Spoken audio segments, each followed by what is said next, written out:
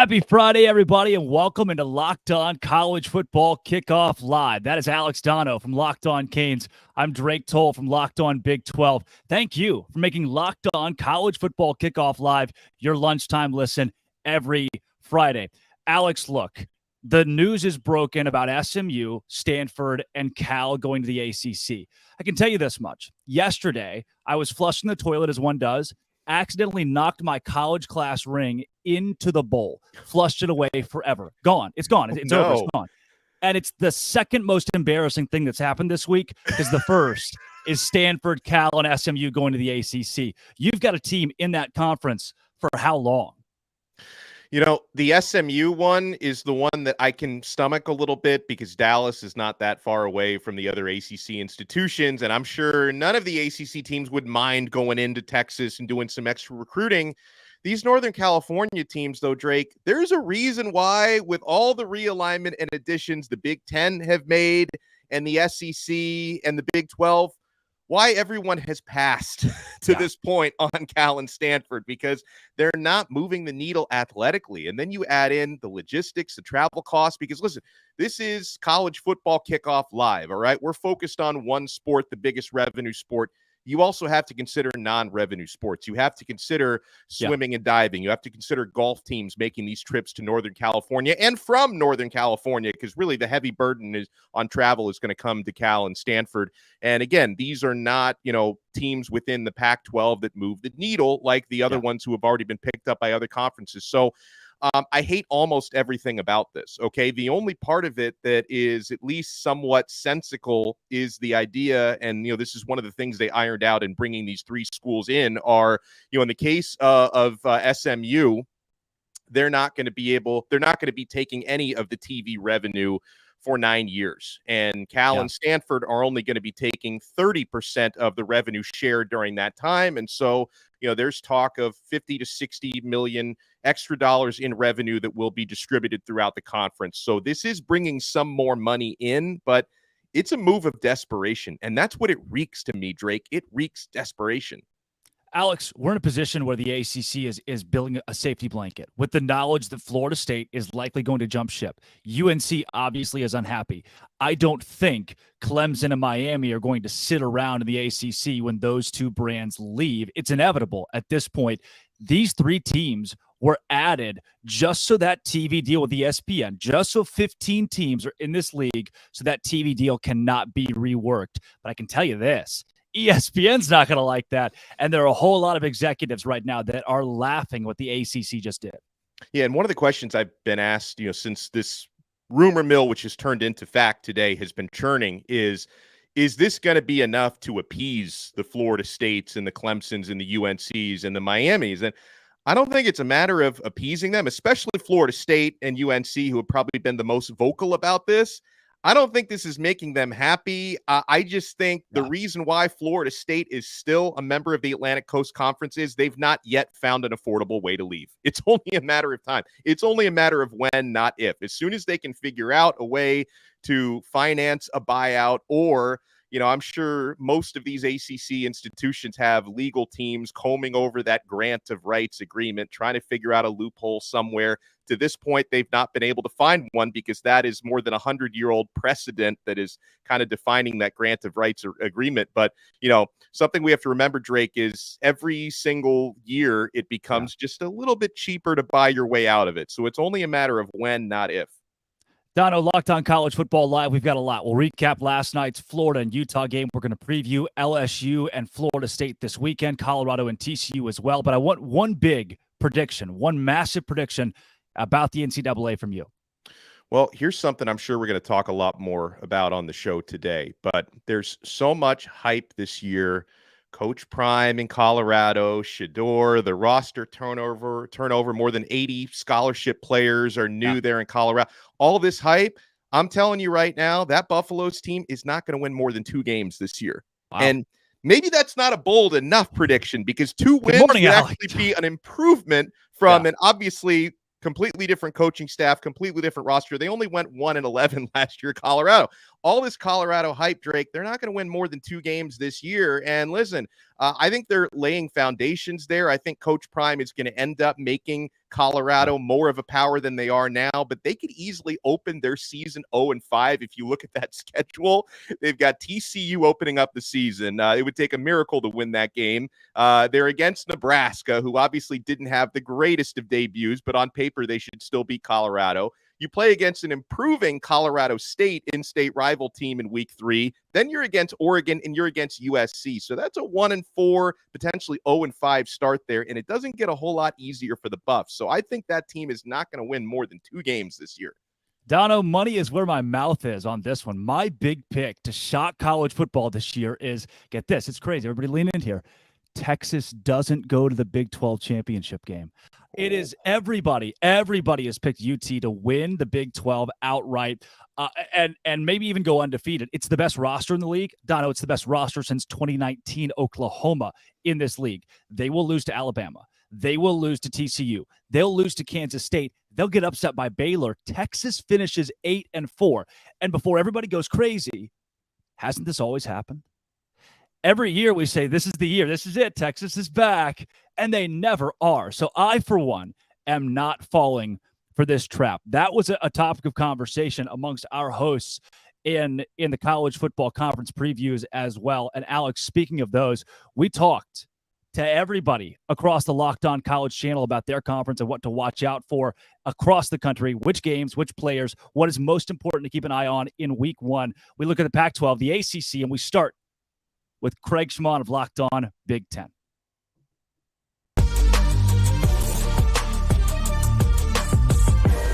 There are so many great college football stories just in the Big Ten. I'm about to explode. I can't wait for this season to get up and rolling. First of all, let's start with the Ohio State Buckeyes. There is so much pressure on this football team and Ryan Day.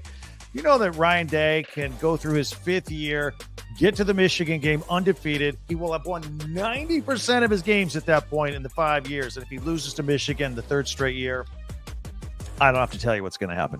Meanwhile, the quarterback battle going on there, Kyle McCord and Devin Brown, I think both guys are going to take snaps in Bloomington against the Indiana Hoosiers. And speaking of the Hoosiers, Tom Allen, 23 portal kids on the roster, a complete redo over there.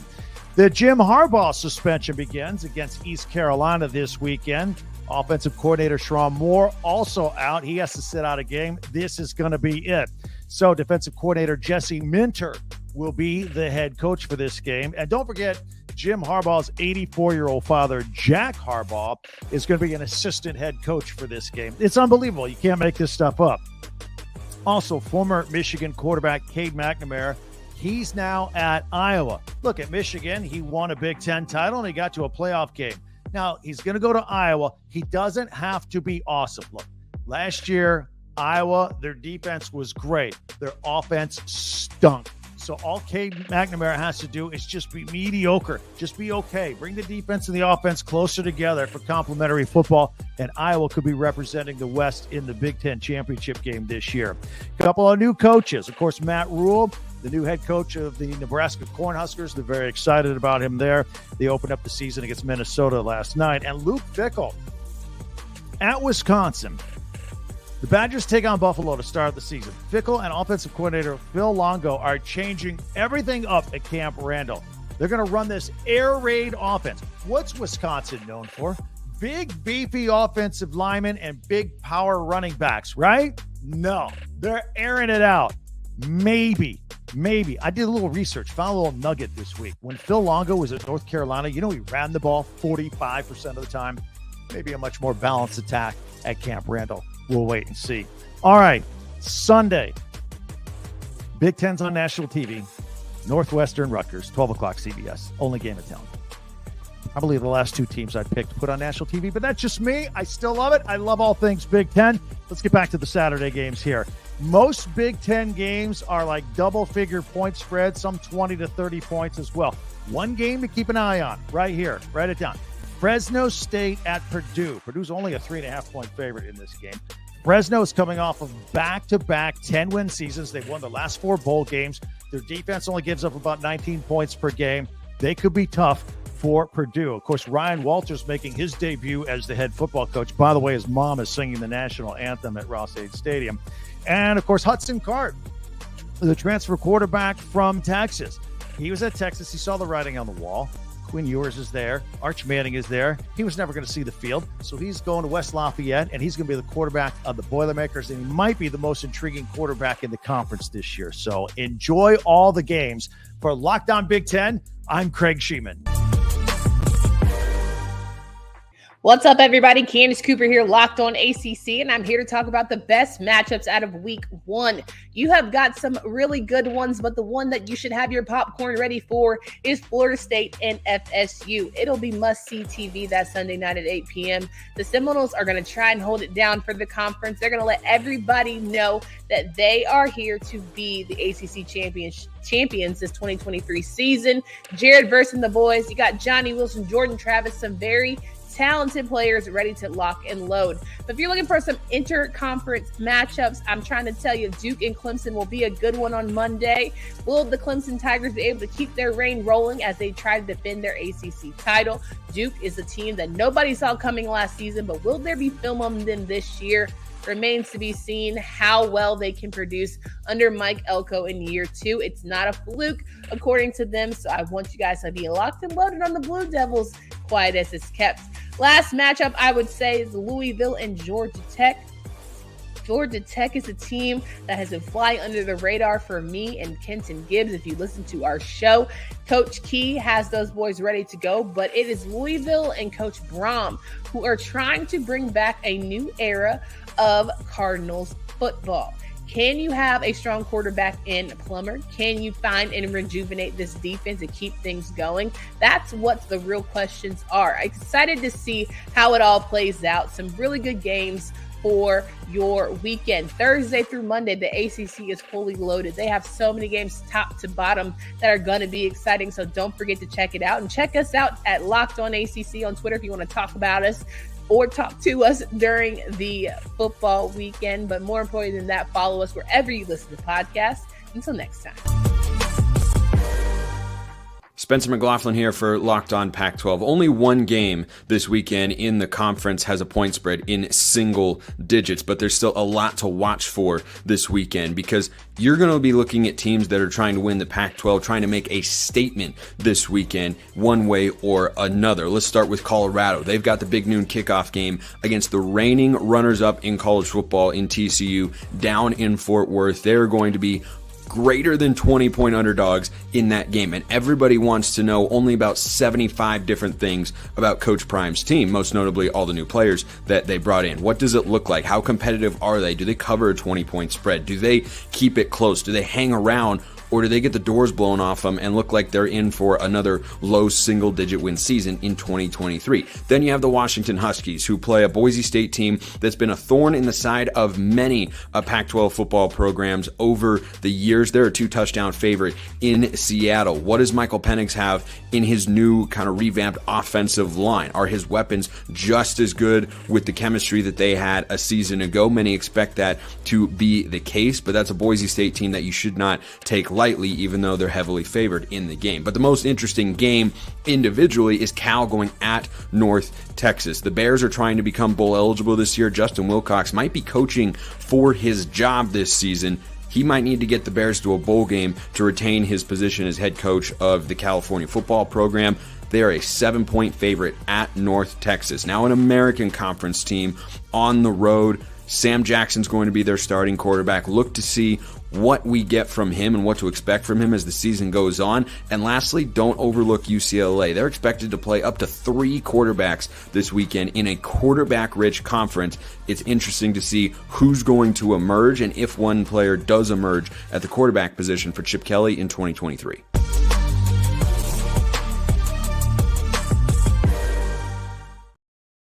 Just a reminder that SEC, Big 12, and HBCU coming up next. Dono, I don't think any conference college schedule is crazier than whatever McLaughlin was wearing in that last video.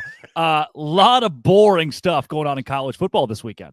Well, the thing I am excited most for is the LSU FSU game, because two top 10 teams, that could show you one of them is a national title contender. And if the other one loses a close game early enough in the season, they still have time to brush themselves off and recover and get back into that conversation. That game makes the SEC and the ACC the de facto most entertaining conferences this weekend, and especially in a week filled with 20-plus point spreads and cupcake schedules. There is one game. It is the one game that stands out, LSU, Florida State, and it is our game of the week. Yeah, and you know what? Caroline Fenton of Locked On LSU here on Locked On College Football Kickoff Live. LSU, Florida State, biggest matchup in the country this week. Did the Tigers win? It's a good question. My heart says yes. Yeah, my the head answer is says yes. You're supposed to perhaps. say yes, Caroline. My head says perhaps. And I think that this is such a tough game for me, just taking my fandom and my emotional investment out of it. It's tough for me to pick because these two teams are so evenly matched. Because you're going into this game with two teams that overachieved expectations last year, two teams that return their starting quarterbacks, two teams that return a ton on the offensive line, two teams that return their leading receivers, two teams that return their leading rushers, and two teams that return their top defensive players. So you got a ton of continuity and a ton of turnover from year to year. And you also have two teams that have expectations that have exponentially risen from last year into this season. Because Florida State and LSU are both going into this season as top 10 teams.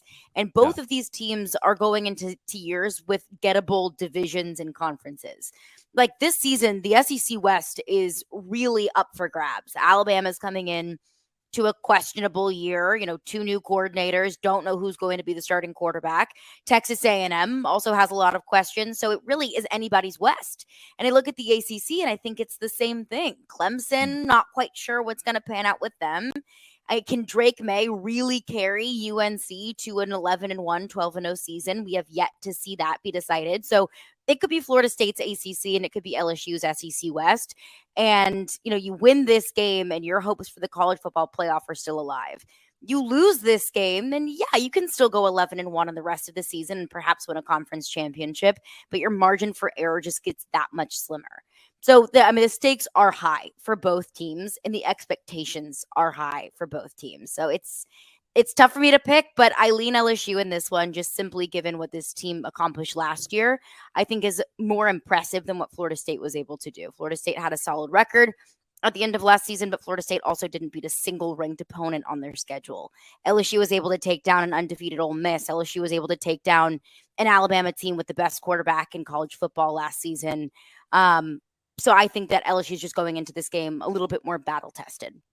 Yeah, from Jaden Daniels to Jordan Travis and Harold Perkins, who I think everybody's excited to watch hit the football field again. And then you talk about Jared Verse, right? You've got NFL talent across the field in this game on both sides. You mentioned how much is coming back for each of these teams.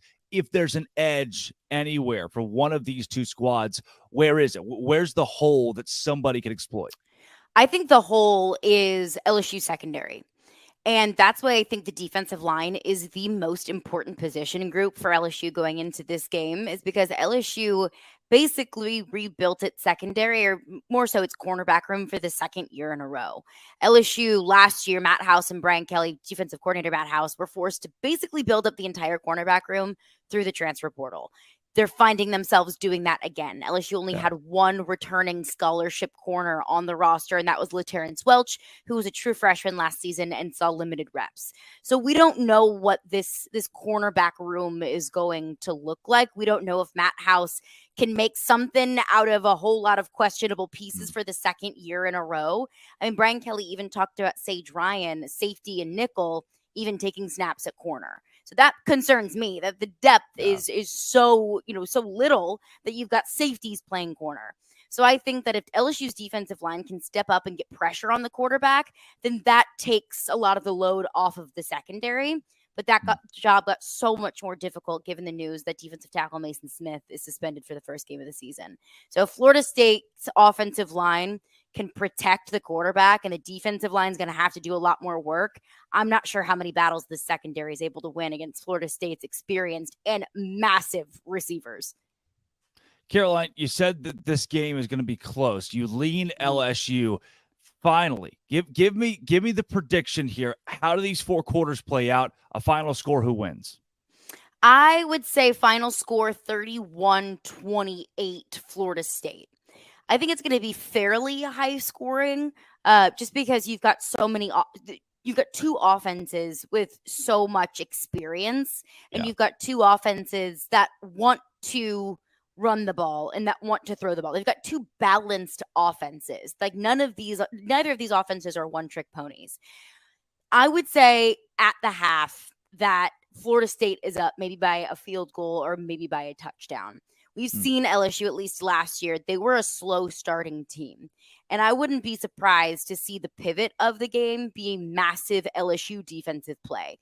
Last year, it was almost like clockwork. Like it was almost weird and eerie that, LSU would start slow and it would take either an interception or a big sack or, a strip sack or whatever it might be. Just a massive defensive play to just unlock this LSU offense. Like it was crazy the way that a big defensive play could energize this team. So I think that Florida State could be up at the half.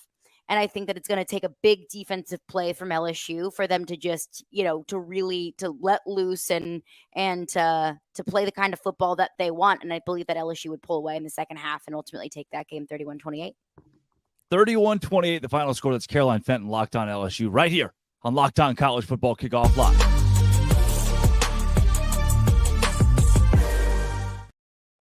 We got so much more coming up here. College Football Kickoff Live. The Florida Gators. Man, they sucked last night, Dono. I'm sure you were so torn up about that. Prime time in Colorado this weekend and some realistic expectations for Coach Prime and the Buffs. That is next. Dono? Well, folks, buying those last-minute tickets to see your team play on Saturdays doesn't have to be a stressful experience. I know in the past it might have been. Are you getting the best deal? Guys, you always get the best deal at Game Time. Game Time is the fast and easy way to buy tickets for all the sports, music, comedy, and theater near you. Killer deals on those last-minute tickets. I was looking at tickets for my Miami Hurricanes against Miami of Ohio for as low as $4 for tonight. Folks, forget planning months in advance. Game Time has deals on tickets right up to the day of the event. The flash sales are amazing. You want to download the Game Time app, create an account, and use code Locked On College for $20 off your first purchase. Terms apply. Again, create an account and redeem code Locked On College for $20 off. You're going to find the best deals on this app. And guys, if you find tickets in the same section and row for less, Game Time will credit you 110% of the difference. Use code Locked On College for $20 off. Download Game Time today. Last minute tickets, lowest price, guaranteed. About last night, guys, as Kenton Gibbs of Locked On ACC joins us again. Drake Toll, Alex Dono, Kenton Gibbs. About last night, Utah and Florida. It was bad from the jump. It looked like Florida might be able to sneak in there late, and they just didn't. I think 2 things can be true. 1, Florida's a really bad football team. 2, Utah is a really good football team. You saw that on display. Here's what our host of those 2 shows had to say about last night's game.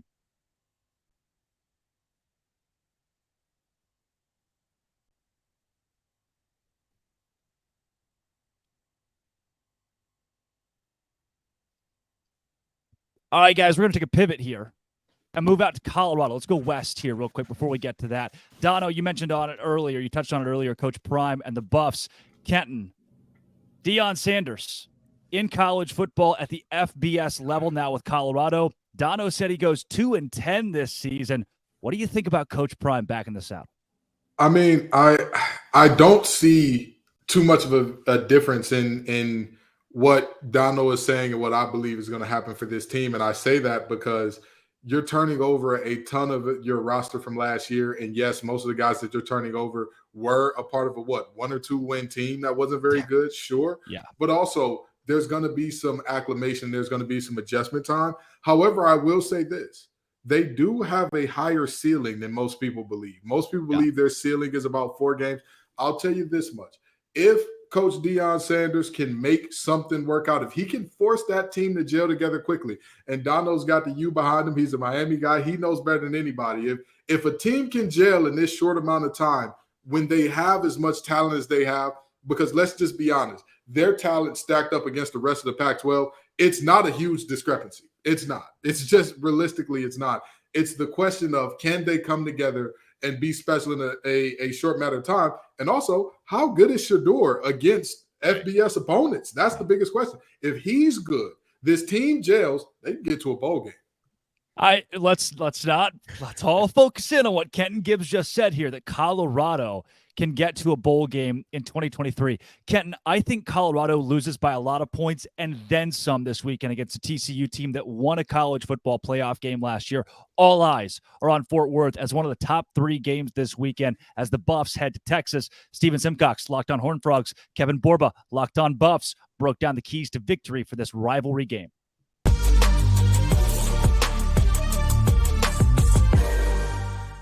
All right, Kevin, give me one or two. You talked about matchups. Give me just one or two keys for Colorado. If they win this game, how does it get done? Yeah, I think the main key is protecting Shedeur Sanders. If this offense is going to go at all, they need him to have some time. It doesn't matter how athletic of a quarterback you are. It's hard to make plays when you're always running for your life. And then the other one, I think they need to pressure Chandler Morris. I think if they want to win this game, they need to make Chandler Morris uncomfortable and kind of make him go back to his, I guess, last year's debut when he was kind of struggling and overthrowing the ball and kind of just not looking like he was as advertised. What about you? What's the key for TCU?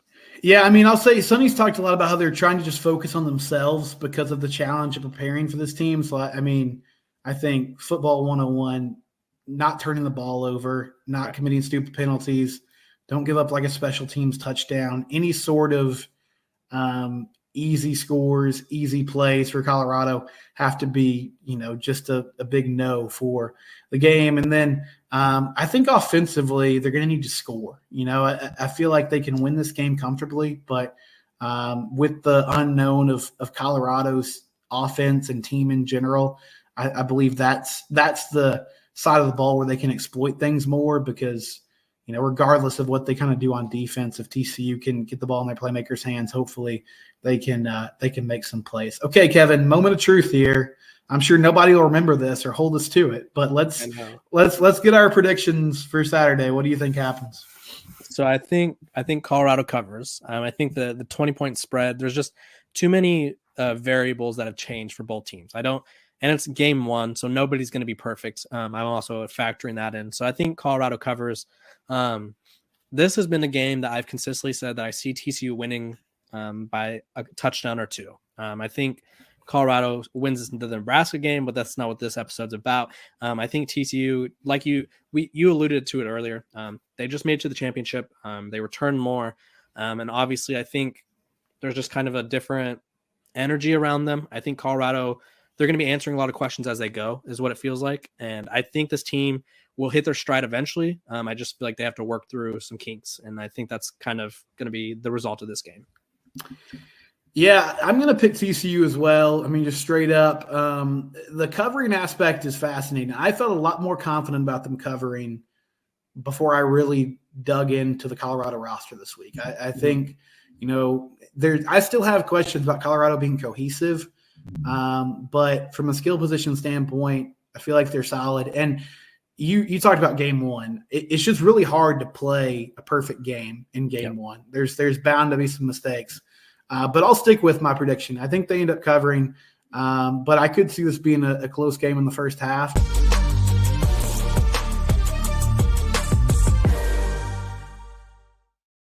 Oh, wow, Dono, 2 of our more tame hosts. Nobody really wanted to win this game by a lot this weekend, I guess. You had to pry it out of Steven Simcox to say the Frogs are going to do well.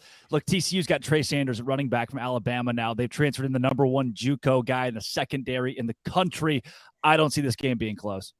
Well, there are certain areas I'm going to be looking at from the Colorado side, like their defensive backfield. You expect that, obviously, not only to be well coached by Deion Sanders, but they've got the talent there, looking at guys like Travis Hunter. And what is true freshman Cormani McClain going to do? Because it seems like he took some lumps, had some good moments and some bad in fall camp. So that's definitely an area on a Deion Sanders coach team I always watch. Coming up on College Football Kickoff Live each week, we take a look at teams in the college football playoff conversation. We can start with Georgia, but we'll start with USC instead because they might not be around too long. That is next, Dono. Well, folks, these days, every new potential hire can feel like a high-stakes wager for your small business. You want to be 100% certain that you have access to the best qualified candidates available. That's why you have to check out LinkedIn Jobs. LinkedIn Jobs helps you find the right people for your team faster and for free. Folks, I know this works because I have gotten jobs through LinkedIn Jobs before. You add your job and the purple hashtag hiring frame to your LinkedIn profile to spread the word that you're hiring. Then simple tools like screening questions make it easy to focus on candidates with just the right skills and experience. Then you can quickly prioritize who you'd like to interview and hire. It's why small businesses rate LinkedIn Jobs #1 in delivering quality hires versus leading competitors. LinkedIn Jobs helps you find the qualified candidates you want to talk to faster. Post your job for free at linkedin.com/lockedoncollege. That's linkedin.com/lockedoncollege to post your job for free. Terms and conditions apply. Playoffs. We're talking about playoffs on September 1st. Each week, a different host whose team has a real playoff chance will join this show and sell us on why their team should be in the national playoff conversation. We start with Mark Culkin from Locked On USC. How you guys doing? Mark. The Let's offense see, is Mark. good. The defense, I think all of us here have questions. Can you help us out? Sure. What would you like to know about USC's defense? Can it be good? Yes, it can. Yes, it can. What USC's defense needs to do is, number one, settle in on who your starters are or who your backups are. In the first game against San Jose State, USC ran out over 70 players on defense. Not on defense, on the whole roster basically played. And that included pretty much everybody on defense. Their best player, Eric Gentry at linebacker, he's still not quite 100% yet. However, you did see a difference when he was on the field versus when he was not. USC struggles at times, I guess is the best way to put it, playing defense. Against San Jose State, when Eric Gentry got on the field, USC had 3 3-and-outs in a row. And then the next 2 or 3 series that he actually played in, they might have given up a first down before they had to get off the field. So a little bit of experimenting that we saw against San Jose State. And while, yes, people were anticipating a bigger jump, looking different than what they looked like last year, it's game 1. You rolled a lot of players out there. If we're still having the same conversation after games 3 and 4, hey, bring me back on and pick your best shot. Kenton, let's go to you. What's your biggest concern with USC this season? And Mark, maybe you can try to help him out. I'll tell you this. Baseball and football have one thing in common. You have to be strong up the middle in both sports. I am worried about USC up the middle at all 3 levels, honestly. I'm concerned, and I need to know, we've seen this story, we've seen this song and dance with Lincoln Riley before, of the offense is going to be hot as fish grease and the defense is going to be cold as the icebox where Omarion's heart used to be. Help me out. Tell me why this team's going to be strong up the middle at all 3 levels, or at least 2. So one of the issues that USC dealt with last year in Lincoln Riley's first year was a lack of depth. They attacked the transfer portal probably as well as anybody did during the offseason. They brought in Bear Alexander from Georgia. They brought in an Anthony Lucas from Texas A&M. They brought in a Jack Sullivan from Purdue. They brought in Keon Bars from Arizona. Keon Bars and Bear Alexander are the 2 guys up the middle. Mason Cobb is the linebacker from Oklahoma State. These are the areas that they're trying to address where they showed significant weakness last year. So they put the Band-Aid over the middle. They brought in more players. They addressed their depth issue. And let's just be honest, folks. Last year, USC missed the playoffs by this much of a margin. And that was with 0 defense. They don't have to be great. They don't have to be really good. They just have to be average when you've got Caleb Williams and that type of offensive firepower that's going to keep you in every single game. Because if the other team can't score with USC, USC's defense just needs to do enough to carry them over the finish line. Wow. I want to pause there and just explain. You just explained the thesis of Big 12 football for the last decade. Hey, our defense can suck as long as the offense scores. Mark, the adage is defense wins championships. So maybe that won't hold true for you and the Trojans. But Dono, what's the concern for you? Well, no, I'm not even going to go with the concern. I'm going to go with the strength because I'm a glass half full guy, all right? You mentioned Caleb Williams, who obviously he's off to a nice start against San Jose State, 4 touchdowns, no interceptions, big yardage. Heisman darling, already penciled in as the first overall pick in this coming NFL draft. Could he be even better, Mark, than he was a season ago? What do you think the ceiling is for Williams in that O? So the short answer is yes, he can be better. And that's kind of scary. He won the Heisman last year, and when he was there in New York with all the other quarterback candidates who were playing in the playoffs, that's what Caleb Williams wants. He wants the opportunity to play in a championship. He wants to win a championship. He hasn't done that yet in college. So that is his motivating factor. And again, when you see the growth, we talk about how freshmen grow from year 1 to year 2 when they become a sophomore. The same rule applies when a coach takes over the new team. You see growth from year 1 to year 2. And I think you're just going to see more of that of USC this year. To Drake's comment about defense wins championships, that is absolutely true. But you're seeing those teams that typically have great defenses, they're relying on their offenses now. Nick Saban has been very forthcoming with it. It's all about offense now. You saw what Georgia's offense did in the championship game last year. It wasn't really their defense that won the game. Well, Mark, TCU did only score 7 points. So you can make a case in either direction for the Georgia offense or defense.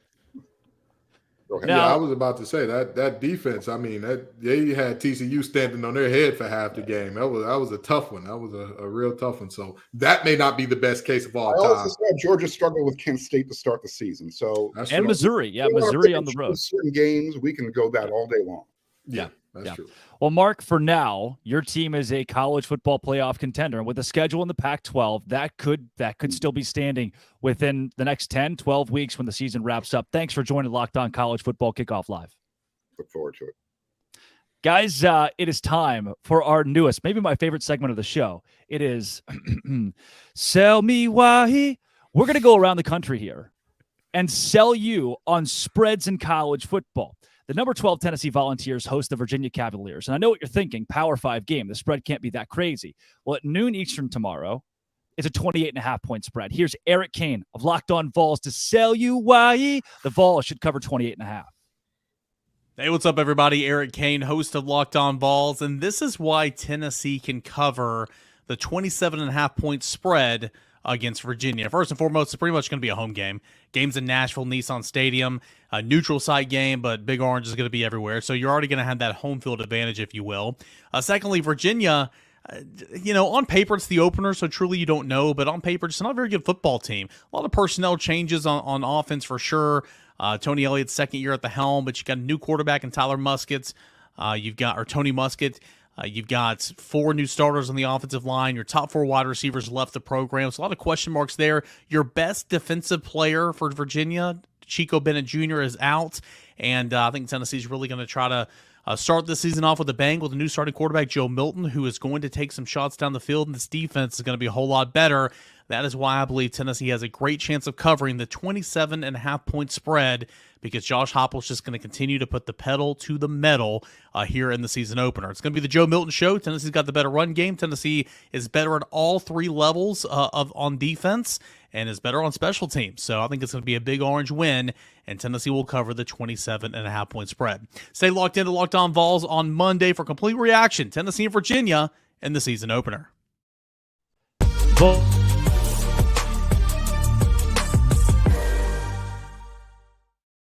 Book a 4-touchdown win for the Vols this weekend, guys. The Duke's Mayo Classic is tomorrow night. Number 21, North Carolina. The Tar Heels against Shane Beamer's South Carolina Gamecocks. The Tar Heels favored by 3 points, 2.5 at some books. Kenton, ACC guy. Does North Carolina topple the SEC in the Duke's Mayo Classic?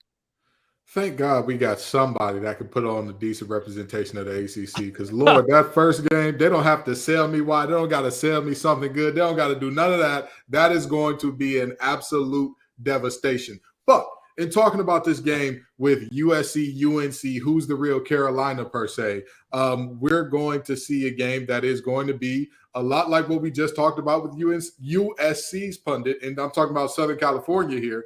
It's going to be a track meet on turf. This is going to be a race to 50, whoever has the ball last type of game, because you look at UNC's defense and they couldn't stop a runny nose with Robitussin tissue and 8 different COVID vaccines. And you look at South Carolina's defense, and they lost. The SEC is known for being big and physical and defensive linemen flying at you from everywhere. And lo and behold, that may be where they're emptiest. That especially their defensive end room, where they lost a ton of talent basically overnight. So you'll see Drake May and Spencer Rattler potentially have great games here. I'm not sure about the line. FanDuel, I don't know. But whatever the over is, go hammer that thing. Unless that over is 120, go hammer it right now. Yeah, Dono, I am blown away by the South Carolina team with losses to Florida last year and Missouri, but wins against Tennessee and Clemson. They don't make any sense. And now with Spencer Rattler as a Heisman dark horse who's had a weird journey in college football, I personally like the +2.5, +3 for South Carolina. I think it's a great line. It kind of reminds you of an NFL line. Anytime you're talking about 2.5s or 3s, the LSU Florida State game is in a similar situation. I'm leaning ever so slightly to North Carolina to win the game and probably just cover, because 3 is usually the magic numbers with these things. I think Spencer Rattler's probably getting slept on a little bit too much, maybe not getting enough respect. I know that's been a topic of conversation in that side of the Carolinas, but I can tell you Drake May is more than likely going to be the best player on that field. And with 2 offenses, and, I know Drake May doesn't get a lot of defensive support, but in what's going to be an offensive-centric game, I'm going to go with the best overall player. And I think Drake May, he's going to have to do a lot this year, is going to put the Tar Heels on his back and just edge it out with a win and probably just cover that 3 points. But I'm not even sure which way I'm going to go on that yet, Drake. I could make an argument for maybe this game gets decided by a point in either direction, or North Carolina squeaks by with a 3-point win. With defenses turned off effectively, one thing I look at, Clayton White, when he got to South Carolina, this was a bottom 10 defense in the Power 5.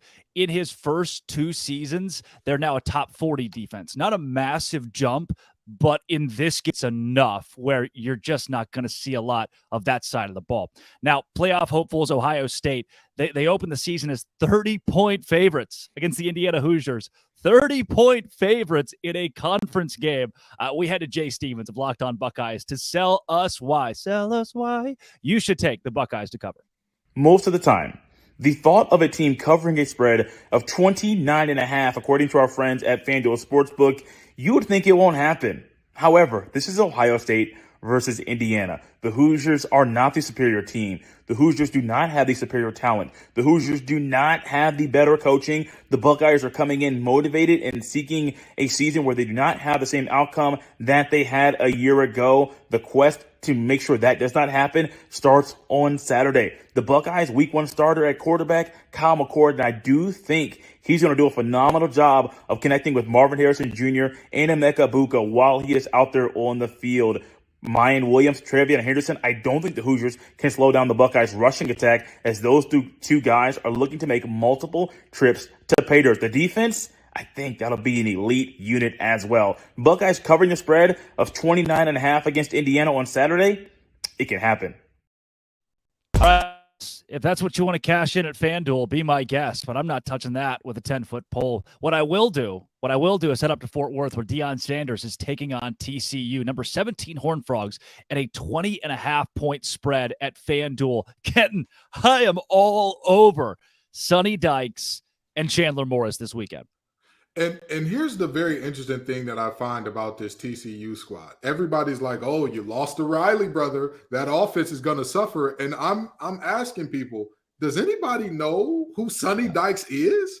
Like, what is happening here? Did we forget Sonny Dykes' problem has never been putting up points? That has never been a thought of, hey, will this team score a lot? So with that being said, this team is going to score. They're going to do what they do. I mean, Travis Hunter for Colorado is great. He's amazing. he can only cover one guy at a time. He's only going to be covering one zone at a time. There will be some Colorado defenders looking at the back of Horned Frog's heads as if they're good barbers. That's just how this game is going to work out. I believe that TCU is going to cover this spread. They say good teams good teams win and great teams cover. But in this reality, it's a good team that's probably playing against a team that's going to be a little outclassed here. Absolutely. And look, it's a TCU team that FanDuel right now, the disrespect. 7.5 win total for this TCU team. They certainly beat that out this year with Chandler Morris, who won the job over Max Duggan. Let people forget this guy was the starting quarterback at TCU until he got hurt in this Colorado game last year. That was a blowout. Dono, the only difference to me in this game from what it was last season is that Colorado has 73 new players. It was already bad last year. I just don't see it being close. When I saw this line at FanDuel, I started salivating, and I'm pretty conservative with this stuff. When we're talking about 27.5 point spreads, 28 point, I know this isn't that, but when you talk about these giant spreads week one between two Power 5 teams, I'm usually either staying away from it or I'm taking the underdog to cover that big spread. Not in this case, okay? Because again, I know the Colorado fans already hate me for starting the show saying they're not going to win more than 2 games this year. I think that during the season, they're going to start to figure some things out and maybe cover some big spreads like this, but it's not going to happen against TCU week one, right? Gelling, finding that cohesion, first game with 80-plus new scholarship players against a team that just played for a national title last year and won a college football playoff game. I think TCU is going to run them out of the building, and I can feel pretty comfortable taking TCU minus 20.5 this time. Now, on Monday night, the number 9 ranked Clemson Tigers head to Durham to open the year against the Duke Blue Devils, and somehow our mighty Clemson, who sells deals in God's name, image, and likeness, only 12.5 point favorites at FanDuel against the Duke Blue Devils. The Tigers, less than 2 touchdown favorites. Here's Damian Parson to tell you why Clemson should cover the spread. The Clemson Tigers are a 12.5 point favorite Monday night when they walk into Wallace Wade Stadium versus the Duke Blue Devils. And I think that they can cover this spread. The reason why, defensively, when you have a defense with as many NFL draft prospects as the Clemson Tigers on the defensive line, the second level with the linebackers, and then look into the secondary, you have players at all 3 levels to make the plays necessary to hold a potential high-octane offense, a diversified and versatile offense that the Duke Blue Devils have with dual-threat quarterback Riley Leonard and Jalen Calhoun, Jordan Moore at wide, those 2 wide receivers. I think when you factor in a new starting right tackle who's never played tackle in college football, starting for the Duke Blue Devils, I think that gives Xavier Thomas an opportunity to get into the backfield and create chaos. Rook Orororo, Tyler Davis, Justin Maskell, Barrett Carter, Jeremiah Trotter Jr., those guys will make the impact, and that's why I think that they will cover the spread. If Clemson doesn't cover 12.5, I'll saw off my left pinky toe with a rusted knife. What are we talking about here? It's the Duke Blue Devils. Absolutely. FanDuel 12.5. I'm all over that one. Now, Kenton, since we got you here, Dono gave his season prediction earlier, his big one, that Colorado goes 2-10. You look across the landscape of the college game. What do you like? What's your one big prediction for this year? First of all, get that rusted knife ready. It's possible. This is not your dad's Duke football, but we'll talk about that later. My big prediction for this season is that Notre Dame gets closer to a national championship than Georgia this year. Wow. Notre Dame gets closer to a national championship than Georgia. I know that people are going to look at me crazy, but there are 3 reasons that I say this. Number 1, no team has three-peated since Minnesota, and Betty White was in grade school at that time. Yeah. Let's start there. Number 2, I know that everybody's lambasting how easy Georgia's schedule looks and all that. Look at Notre Dame's schedule. Look at it in depth.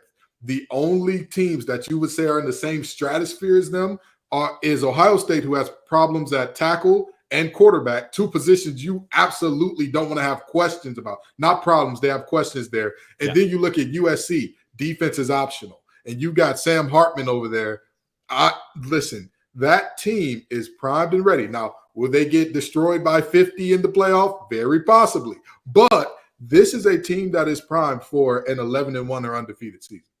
It's Notre Dame for Kenton Gibbs this season. And coming up next, let's talk Arizona State Sun Devils. They have done one of the stupidest things that you could possibly do in college football. That is up next. But first, Dono. Folks, let's get ready for some NFL action with incredible offers from FanDuel, America's #1 sportsbook. I've been having so much fun even during the offseason on FanDuel, and now it's go time because right now, new customers can bet $5 and get $200 in bonus bets guaranteed. Plus, all customers who bet $5 will get $100 off NFL Sunday Ticket from YouTube and YouTube TV. Now, that's a great deal, guys. Now is the best time to join FanDuel. The app is easy to use, and you can bet on everything from the spreads to player props and more. The parlays are fantastic. So you need to visit FanDuel.com/lockedon and kick off the NFL season with an offer you won't want to miss. FanDuel, official partner of the NFL. I think the word joke encapsulates everything that has come out of Arizona State the last couple of weeks, and this one is maybe my favorite. After Herm Edwards committed recruiting violations by bringing recruits on campus during a dead period because of COVID-19, the Sun Devils have self-imposed a bowl ban. So instead of firing Edwards for cause in the investigation, they gave him a $4.4 million buyout and then gave themselves a self-imposed bowl ban. Now the punishment lands on new head coach Kenny Dillingham. Locked On Sun Devils host Richie Bradshaw is not happy with Ray Anderson. I don't know if anybody with half a brain is.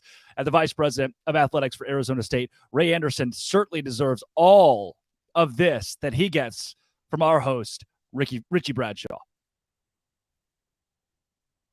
So, and it's crazy when you think about this, Drake. Some of these recruiting rules, I get it, are real complicated in the age of technology and, you know, the data limitations and stuff on texting and phone calls. But, I mean, it seems to me like the biggest no-brainer in the world is dead period. Everybody knows when and what the dead period is. Like, you're not bringing players on campus. And then, like you said, the punishment gets passed on to Dillingham and to the players who are currently there. That, to me, I could complain for 6 hours about the NCAA and their archaic codes of conduct, but one of the things that annoys me more than anything else is when head coach X commits a violation and then he gets out of Dodge, and it's the people who remain are the ones who are left to pick up the pieces. I absolutely hate that. Yeah. 100%. And I before we move past this, I just want to say this.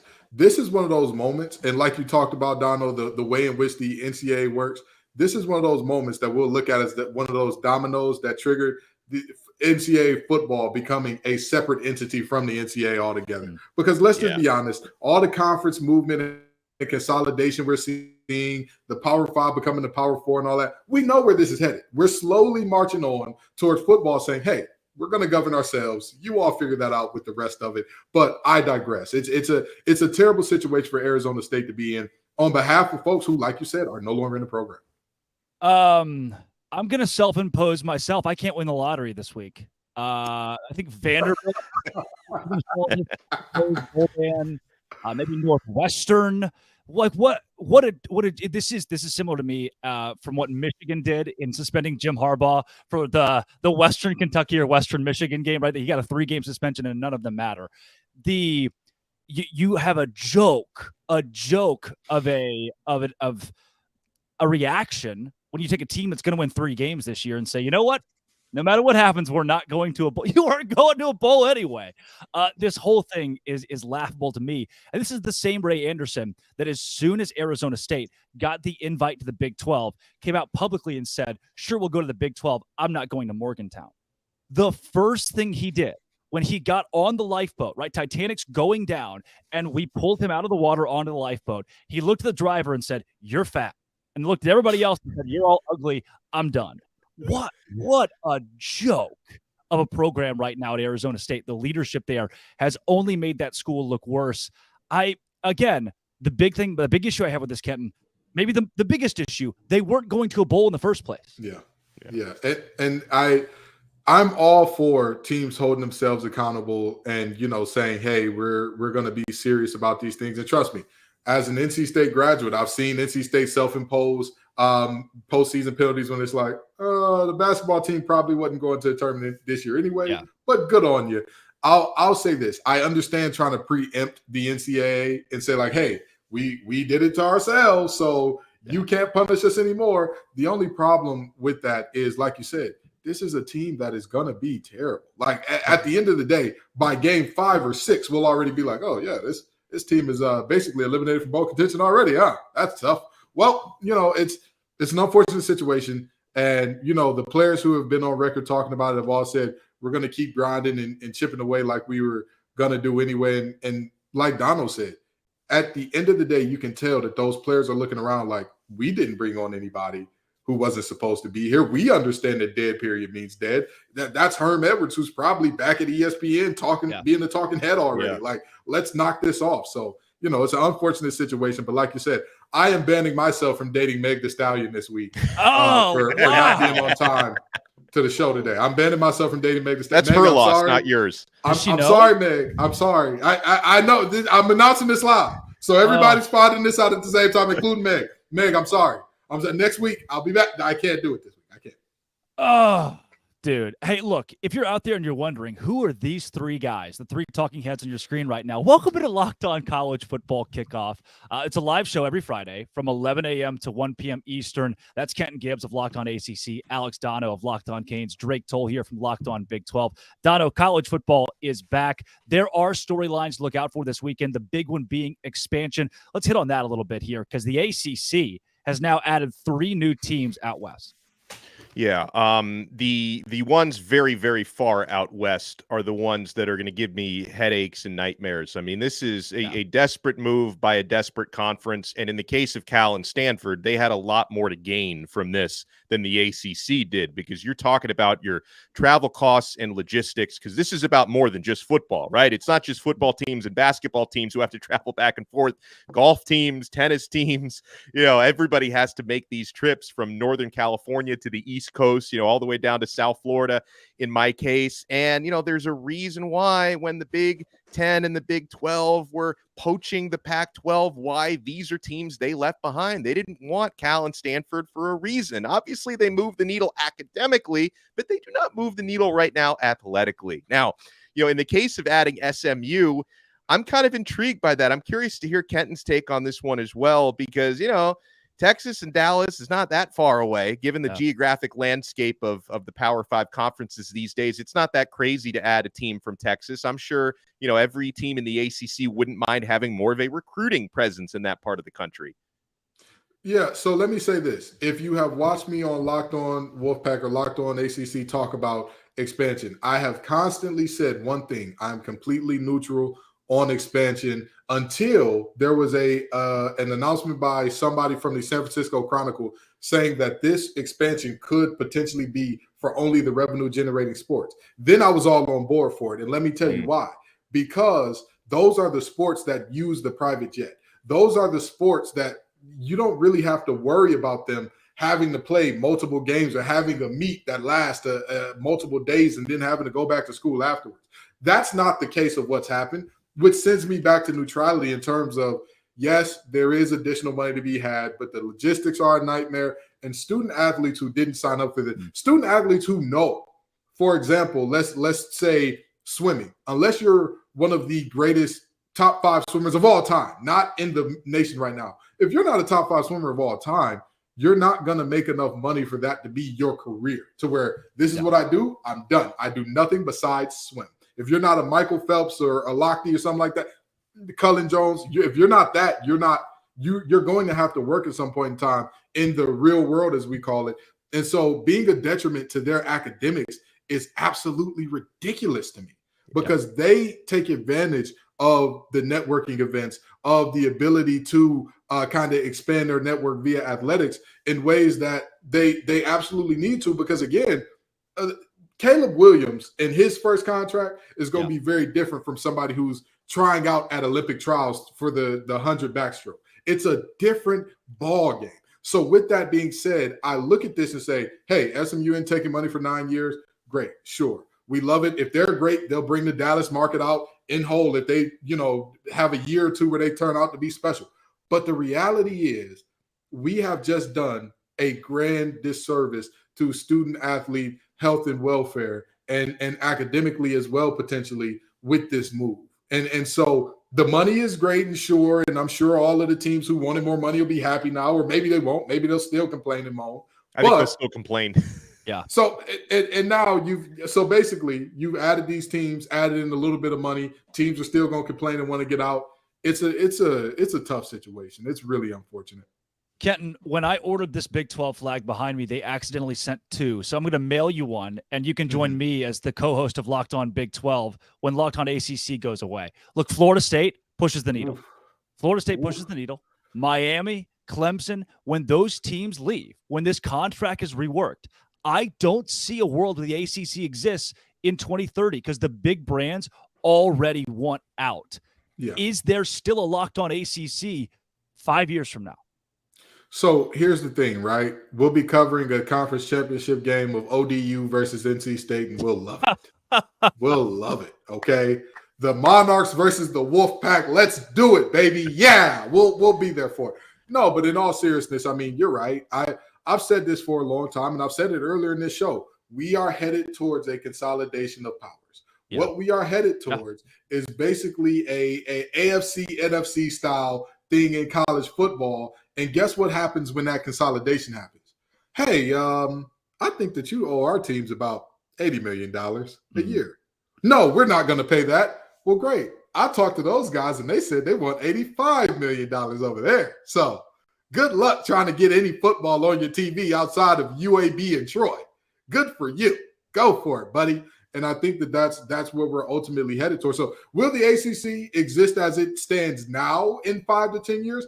Probably not. But I think college football as a whole will look extremely different from a conference standpoint in a decade or so. Yeah. Kenton, as we dive back into games this weekend, look, I don't think we have any college football hopefuls in this rivalry. Maybe there's a big surprise. These two teams feel like the chaos teams that upset somebody along the way. But I tell you, one player holds a ton of expectations. Andrew Lyons from Locked On Gamecocks explains to Isaac Shade of Locked On Tar Heels why Game 1 holds a ton of weight for South Carolina QB Spencer Rattler.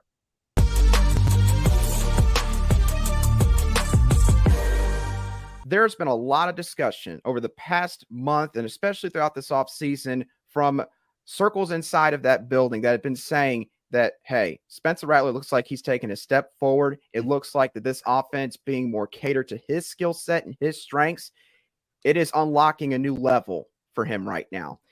And I don't want to be disrespectful when I make this comment, but if you're going to have a defense, okay, say it. Where Spencer Rattler, if you're going to have a defense or be faced with a defense that's going to give you an opportunity to showcase all of the steps that you've taken this offseason, it is North Carolina's defense. North Carolina's defense has just kind of fallen off a cliff the last couple years. Gene Chizik comes in his first year in 2022, and things somehow seem to get a little bit worse in certain areas. So still got question marks regarding that. So if you're Spencer Rattler, you're facing a North Carolina defensive backfield that has a ton of new starters, a lot of new faces, guys from the transfer portal. Some of them might be pretty good.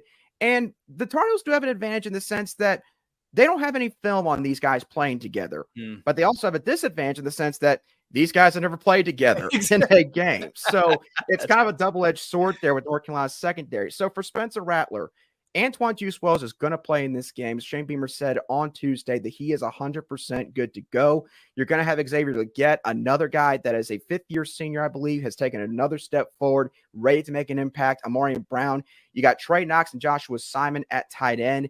You've got a lot of pieces there at your disposal. So Spencer Rattler on Saturday night, you need to go out there and you need to play up to the best of your abilities. You need to showcase that, again, you've made progression this offseason.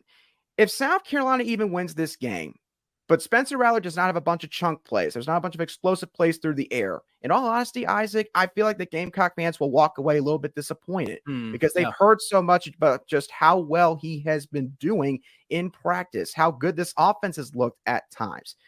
So if you can't get it done against a North Carolina secondary that for the past couple of years has been pretty lackluster, then admittedly, it'd be fair to raise concerns about what you're going to do against other teams. Teams like, obviously, a Georgia, a team like Kentucky with a great defense, a team in Clemson that wants revenge and has good athletes on the back end.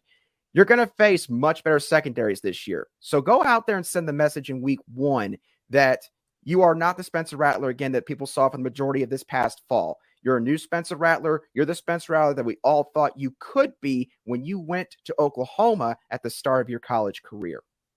You know, what's so interesting about that, Andrew, I love this take from you, because for North Carolina, the strength of the defense is the linebacking core. You've got Cedric Gray, who's a preseason second-team AP All-American. You've got Power Eccles, who's right there with them.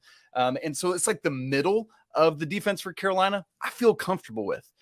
And in terms of the secondary, we talked about the offensive line. The defensive line for North Carolina has not, you know, it's like, hey, opposing quarterback, how do you want to treat this tonight? You want to just have space to run around? Cool, we'll give you that, right? And so, like, it's about North Carolina's defensive line having to find a way to go make life uncomfortable for Spencer Rattler. They haven't proven, as you're kind of alluding to, that they can do that. Their ability to do that, I think, also plays into what you're talking about there with Spencer Rattler versus the secondary. If the secondary is going to have the time, you know, if they're going to have to be guarding for 3, 4, 5, 6, 7 seconds at a time, giving Rattler all the time he needs because the line can't get to him, congrats, you know? And so I'm really curious to see what the line can do with guys like Kamen Rucker and Des Evans trying to get to the ball.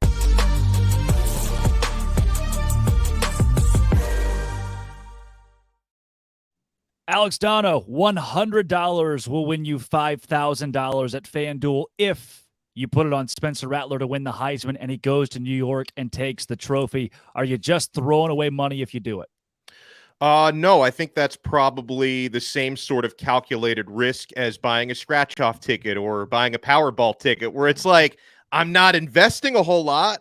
I think Rattler can be in that conversation. Now, if he doesn't carve up the North Carolina secondary this week, there's going to be a good indication we're not going to see him at the Heisman Trophy ceremony. But listen, I mentioned it, Drake, earlier, and I'll double down on it. I think people are probably sleeping on Spencer Rattler a little bit too much because he does have a better resume, I think, than people realize. I know the way things went down with Oklahoma's quarterback situation a couple of years ago left people underwhelmed, but he's a career so far 58 touchdown to 24 interception passer. That's a good ratio. This guy can get an offense going. So I'm buying that lottery ticket. Am I predicting Spencer Rattler to win the Heisman Trophy? Absolutely not. Is it worth taking a little gamble on that on FanDuel? I think it is. Yeah, Kenton, obviously South Carolina is going to win the stupid games on the schedule, the Furmans that every SEC, the Jacksonville States that every SEC team loves to play. But I also think they might sneak up on a Texas A&M, on a Clemson again. They get Georgia and Tennessee. I don't think this is a very good team, but they at least make things interesting. I do agree that they make things interesting. And again, I'm very concerned about South Carolina's defensive front. Anytime you find yourself saying you're concerned about an SEC team's defensive front, you're not looking at a great situation. However, they could be a track meet on turf type team. Now, that doesn't work out in the SEC because you're going to run into one or two defenses where that just ain't going to get it done, son. Right. You're going to have to put your hand in there, put on your big boy britches and stop somebody. That's just the reality. But we're not talking about Spencer Rattler going to the playoffs. We're not talking about South Carolina going to the playoffs. We're not talking about Beamer coaching these guys up to go 15-0. We're talking about, could Spencer get to New York? Absolutely. There's definitely a chance that happens. And I'm going to tell you, there's one guy actually two guys that are kind of unproven commodities, kind of household names to South Carolina. They're big to them that everybody in the country will probably know by the end of the year, especially if Spencer gets to New York. Nick Harbor, also known as Nichols Harbor, and DeCarrion Joyner. Let me tell you something. Those two are – Nick Harbor is a freak of nature. 6'5", 240, runs like, I want to say, what was it, a 10.9 or 10.6 or something like that in 100? Insane. Like, think of Calvin Johnson in the NFL in college. Like, that's the type of athlete that you're looking at there. And Joyner, he does it all. The man is the modern day Cordell Stewart. He's played quarterback, running back, receiver. You name it. He's lined up somewhere on that offensive side of the ball as a skill position for South Carolina. If he can lock in on one position and truly lock down his playmaking abilities to just that receiver position and complement Juice Wells, this could be a special year for Spencer. Reminds me of like a Robert Griffin III, how that team, I think they won the Alamo Bowl at Baylor. It wasn't a national contender, but the guy lit up the stat sheet so much that you couldn't go without giving him the trophy. That's how Spencer Rattler could backdoor his way to New York this season. And remember, a lot like RG3, Baylor did what the year that they won Heisman? They beat Texas for the first time in like so long. South Carolina could beat Clemson back to back for the first time in however long, and that would be the narrative. That would be hey, Spencer's in this team. They not have been great, but they won the Palmetto Bowl. You say what you want about them. They beat one of the best teams in the nation with that. Yeah. That's Alex Dono, Locked On Canes. Kenton Gibbs, Locked On ACC. Drake Toll here from Locked On Big 12. This is Locked On College Football Kickoff live every Friday, 11 to 1, as we roll through the 12 o'clock hour here, guys. Coming up next is Conference Confidential. We'll take you to the Big 12, the SEC, HBCU as well. But first, Dono. Guys, Game Time is the place for last-minute ticket deals. I know that can be a stressful experience. You're on some of these websites and you're not sure if you're getting a good deal. You're always getting the best deal at Game Time, and they're going to guarantee it. They've got flash deals and last-minute tickets. I've seen some pretty big teams playing this weekend. You can get tickets for under $10, guys. Forget planning months in advance. Game Time has deals on tickets right up to the day of the event. Those flash deals on football, basketball, baseball, concerts, comedy, theater, and more are absolutely amazing. And folks, the Game Time guarantee means you'll always get the best price. If you find tickets in the same section and row for less, Game Time will credit you 110% of the difference. Download the Game Time app, create an account, and use code Locked On College for $20 off your first purchase. Terms apply. Again, create an account and redeem code Locked On College for $20 off. Download Game Time today. Last minute tickets, lowest price, guaranteed. All right, fellas, let's take it around the country with another Conference Confidential. Which games, which players, what's the most important this weekend that you should keep an eye on? We look at the SEC, HBCU, and it's me. Oh, that's me in a BYU shirt. Hey, me, take it away.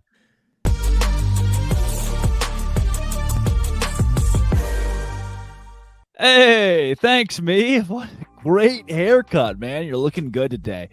Look, the Big 12 this weekend, there is one game, TCU in Colorado, and I struggle to call it a game because it's not going to be a game. I liken it to this. Last year's national championship game, my front right tire 3 weeks ago on I-35 and TCU Colorado, all blowouts.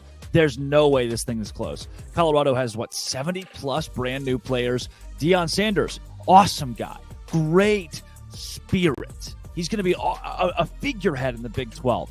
Not going to win a lot of football games this year in Boulder. TCU wins 42-21. Chandler Morris lights it up. They got transfers from Bama and Oklahoma State, and you name it, TCU probably has a transfer from there. They're going to be good this season. They are underrated in the Big 12. Around the rest of the conference, there's nothing I look at and say, hey, this is must-see TV. West Virginia and Penn State.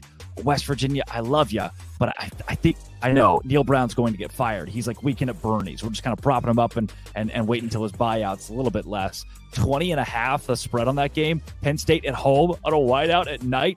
It's going to be bad. Brutally bad. Another game that I might be vaguely interested in, Baylor, Texas State. I talked to Dave Aranda this week, talked to Texas State head coach G.J. Kinney. I believe Texas State covers 28 in this, and it's a lot closer than people expect. Kinney wins wherever he goes. I don't know if Dave Aranda's team with Blake Shapen gets a hot start out of the chute. And then UTSA Houston. It might not jump off the page to you. UTSA favored on the road. Houston unveiling new uniforms. It's going to be rocking. UTSA is a better team. They're a better team than the Big 12's, one of the Big 12's newest members in Houston. However, the Cougars at home get an upset victory. They take it. Very casual week in the Big 12. At least it should be. I'm Darian Gray, a.k.a. the Mouth of the South, Locked On HBCU host, and this is what you need to watch this weekend. in the HBCU landscape. We have a monumental game and a potential SWAC East divisional championship game in week 1 between FAMU and Jackson State. This has been the game that has decided it over the last 2 seasons, and this appears to be the 2 best teams within that division for the 3rd year in a row.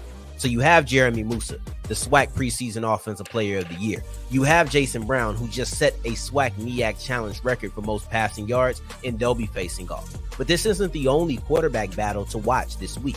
You have Southern University versus Alabama State. And what fascinates me about this is Harold Blood for Southern and D. Davis for Alabama State both have a lot to prove.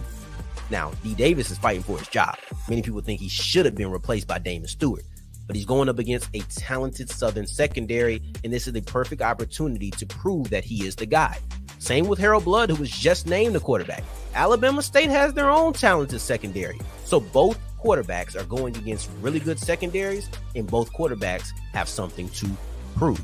Now, for more on all things HBCU, you can check out Locked On HBCU every single day, Monday through Friday, your team every day. Chris Gordy here of the Locked On SEC podcast, coming to you from Orlando, Florida, the site of the biggest college football game of the weekend. That's LSU versus Florida State, a battle of 2 top 10 teams. Brian Kelly and company came up short a year ago. They're hoping to get the Seminoles this time around, and they have a loaded roster with Jaden Daniels back at quarterback. He is a Heisman contender, going up against another Heisman contender in Jordan Travis on Florida State's side. But looking around the rest of the SEC, there's some big games as well. South Carolina taking on North Carolina. Drake May, the quarterback at UNC, getting a lot of hype that he might be a top 5 draft pick next year. But a chance for Spencer Rattler to make some noise and Shane Beamer to get another marquee win on his resume early on. Around the rest of the conference, it's all about quarterbacks. It's new quarterbacks in places like Tennessee, where Joe Milton will be taking on Virginia. Devin Leary over Kentucky. They'll get Ball State, but how does Devin Leary look in his first time with the Wildcats? And then, of course, the 2 picks to win the SEC this year, Alabama and Georgia, both replacing quarterbacks with Stetson Bennett and Bryce Young now in the NFL. What's it going to look like with Alabama? We hear Jalen Milroe might be the guy. Let's see how he looks against Middle Tennessee. And for Georgia, of course, they're just trying to get themselves right. They have about a dozen guys that are banged up right now. We'll see how healthy they can be in this game, but expect big things out of Carson Beck. He's my dark horse Heisman contender. We'll see what the SEC does. Not off to the greatest start so far with Florida losing to Utah, but let's see if they can make it a good week 1 in the SEC.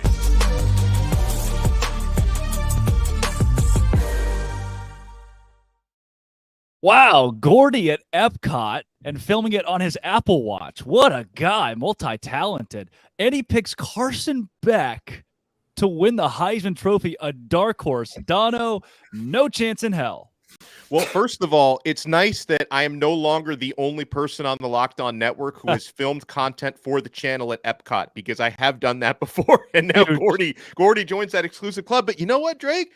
I don't think the Carson Beck shout out is crazy, because listen, man, I know the Heisman is an individual award, but let's not pretend supporting cast don't have a lot to do with that. And Georgia is absolutely stacked at every position on both sides of the football. So Carson Beck for Heisman, it may not be that crazy. And I got to tell you, man, if we're talking Heisman dark horses, and Kenton might think I'm crazy for this one, or he might agree, I don't know, but I'm not sleeping on Cade Klubnik at Clemson either, because again, I think he has shown some signs situationally. I don't think he was put in the best situations a season ago. He's got a really good supporting cast with the Clemson Tigers. So there's some other players I'm looking at that can get into that conversation in New York. Kenton, I saw an article today from a Georgia source that said Carson Beck could have been our starting quarterback the entire time. And I just, the hype at Georgia, is it founded? I'll tell you this. Okay, like Dono said, the supporting cast is going to be there. They're going to be phenomenal. They're going to be great. They're going to make Carson Beck look like Stetson Bennett on steroids. He'll look amazing. We saw what Stetson Bennett looked like when he wasn't surrounded by the best players on the field in the NFL here in the preseason. We saw it. We saw it with both 2 eyes. In the words of Tyler Perry, we synced it. It. Didn't look great. So Carson Beck is the hype warranted around him. I don't feel comfortable one way or another castigating a judgment on this young man, but I will say, if he is as good as the hype warrants, then yeah, let's go ahead and hand him the Heisman now. because that means that my prediction about Notre Dame being closer to a national championship than Georgia would be incredibly wrong. And they're going to be the first team to three-peat in nearly a century. But with that being said, I think that the guy who our correspondent there was there to watch is actually the guy that's going to take it home in Jaden Daniels. You look at LSU, there seems to be a trend with them.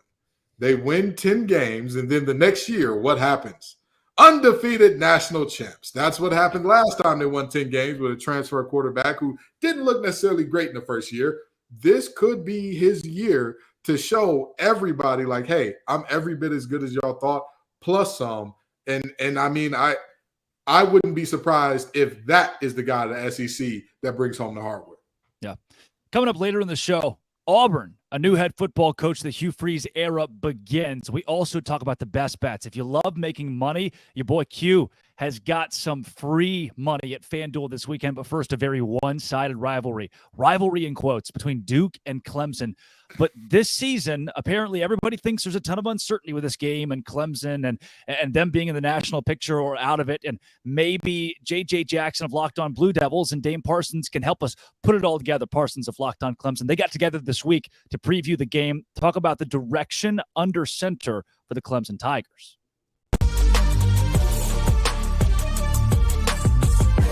What in the world's happening at the quarterback spot? You go from Deshaun Watson, followed by Trevor Lawrence. Their quarterback is always in the eyes of the entire country. We're really excited as college football fans for what DJ Uiagalelei could do. And then next thing you know, we've got a young Cade Klubnik who takes over and really catches people by storm as he gets set for like the first full season where it's his football team. He's the guy at quarterback. How important is that for Clemson's success, and what makes him the right guy for this job, Damian?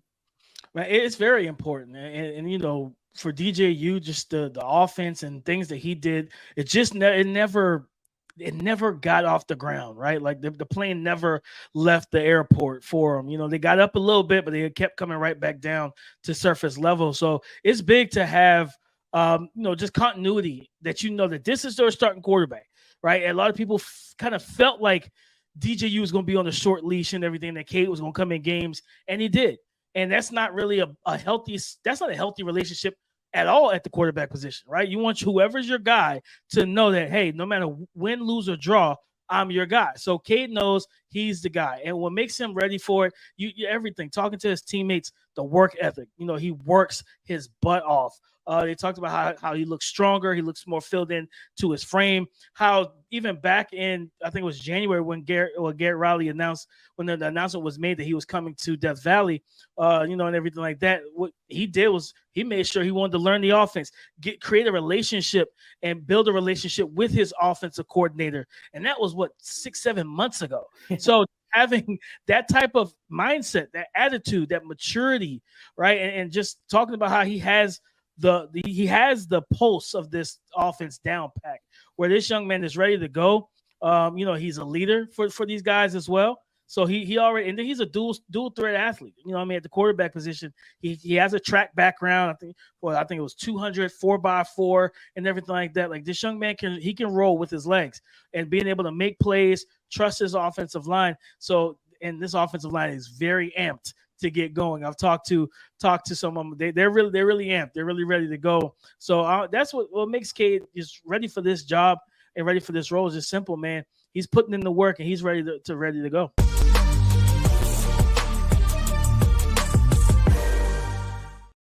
That's a sneaky big game coming up on Monday night. It really gets a slot of its own for college football fans to gather around Clemson and Duke. I told you coming up, we're going to talk Auburn. We're going to talk the biggest storylines with the Blackerby Blitz in college football in a 5-minute, fast-paced reaction to everything going on across the game, as well as best bets this weekend. But first, Dono.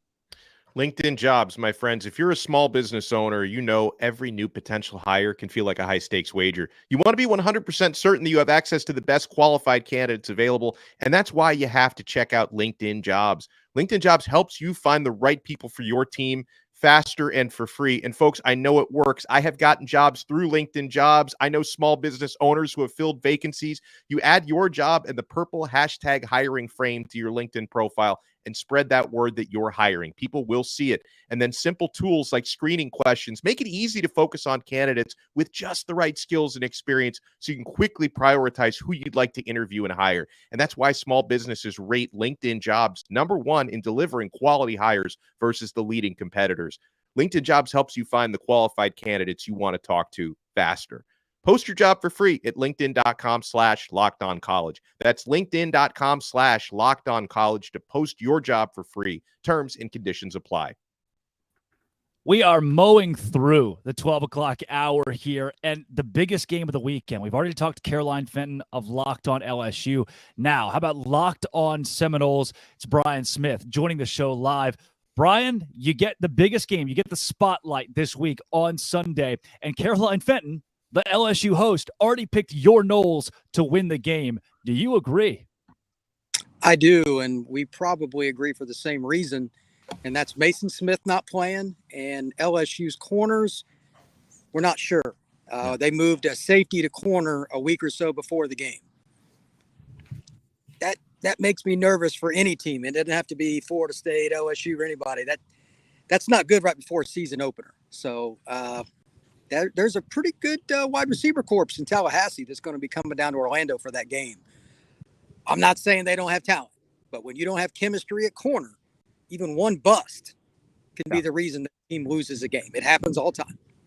And Brian, exactly what you're saying there is why my logic tells me LSU can and probably should win this game, but my gut is telling me Florida State's going to pull it off, because when you're talking about Johnny Wilson at 6'7" in that receiving core, Keon Coleman was a huge addition in the transfer portal, and Jordan Travis, that's another one. We've talked about a bunch of Heisman hopefuls already on this episode.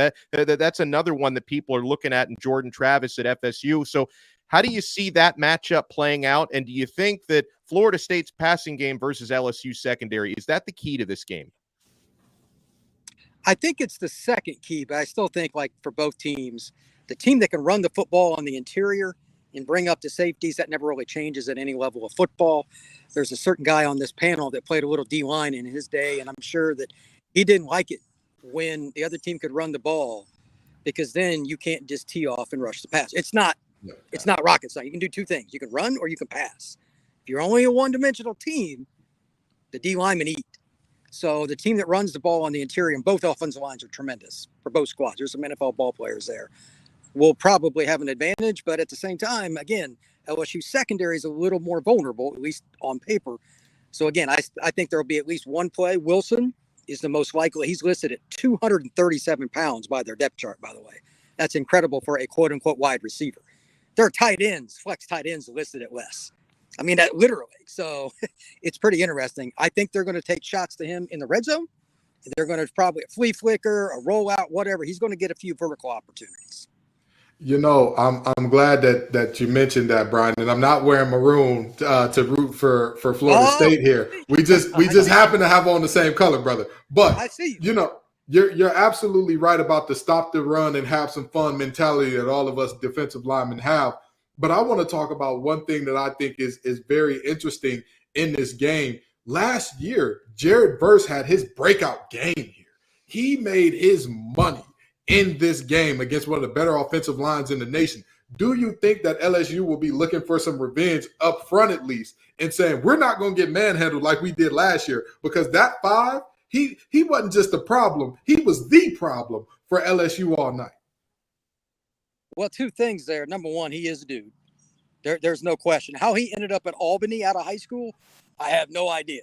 But that's where he was before he transferred to the Noles. Second, both of FSU's offensive tackles were true freshmen last year. Yeah. I don't care what level you're playing at. True freshman and offensive tackle, again, that's Nervousville. I'm sure when you saw offensive lineman depth charts when you were at NC State and you saw a freshman, what did you say? Oh, look at my chops. We're going to have some fun. We're going to have some fun here. This is going to be good. But both those guys are sophomores and have physical traits that translate to the National Football League. I'm sure they're going to chip him. I'm sure they're going to do different things. But also, Florida State is inevitably going to move him around. He's not going to just line up at the same spot, do the same thing. Special players do special things. Harold Perkins will move around for LSU, too. He's another guy that, he's going to eat some tonight. He's going to play inside linebacker, but I bet they're going to move him. I sure as heck would. So you got to find ways to get Verse loose, stunts, different blitz packages to open him up, whatever it is. I'm gonna just say this. I'm jealous of you. You look like you're living in paradise right now. Held a great virtual background there, Brian. Really good virtual background. Listen, it's not. That's the real deal. And so I'm gonna ask you this: if we're talking about the real deal, they're saying that this Florida State secondary is gonna be it. Jaden Daniels and company are gonna want to tear this thing apart. That is going to be a big part of what LSU wants to do. We know Brian Kelly is going to want to run the ball, but ultimately, it's a quarterback's game. We know that that's what football is turned into. Do you think that I'm missing the name, Fentrell Cypress and company get it done on the back end, or will this be a track meet on grass? I think it's the latter. I think they'll make some plays, but Malik Neighbors for LSU, that is a national football player in waiting. Yeah. The only reason he's not there already, he's not 3 years removed from the national or from high school. Right. You're going to have plays where he does his thing. The question is, can they get Mason Taylor the ball? Obviously, he's a very big-time player. He was the guy that caught the 2-point conversion against Bama, et cetera. They're going to have to move it around a little, but at the end of the day, it's Malik Neighbors for them. And they also have a couple other guys that were highly recruited. Let's see, Brian Thomas in particular. He was a big-time player. He's a big-bodied kid. If I'm FSU, I'm worried about him because he's 6'4". Kind of like Johnny, those up-top plays when you get in the red zone, look, man, on the outside, you can't, you can only put so many guys out there. That would be my concern. I've got the Noles winning 41-38 to put the perspective. Wow. I don't think it's going to be a defensive game. All right. Yeah, Florida State last year, number 21 scoring defense in the country, number 15 total defense, but the LSU offense is that high-powered. Brian, thanks for joining the show and giving us your take on LSU and Florida State this weekend. Thank you, sir. Y'all have a great day. Yes, sir. You too, Chief. Now, look, there's the rundown, Dono, on this game. If you're at FanDuel.com, Are you taking Florida? We've heard so much about Florida State here, but then there's the mighty SEC that people love to scream about. Where do you lean? I still lean to LSU over FSU. And listen, I know that obviously based on the season Florida State just had last year, Mike Norvell is starting to change that narrative. He still has a poor record against ranked opposition. And LSU last year in that season opening matchup, it was mostly self-inflicted wounds why they didn't win that game last year and Florida State was able to hold on. And we saw how much better LSU got as the season goes on. Jaden Daniels, and he mentioned the receivers and Mason Taylor, the tight end, who's going to be a big part of that LSU offense. I'm still leaning to LSU, but the part that I agree about wholeheartedly is high-scoring football game. Because, again, Caroline laid it out with LSU secondary. Brian talked a little bit about it with how Florida State can attack it. I still have nightmares, Drake and Kenton, about what Florida State did to the Miami Hurricanes last year. Basically just scoring points with complete.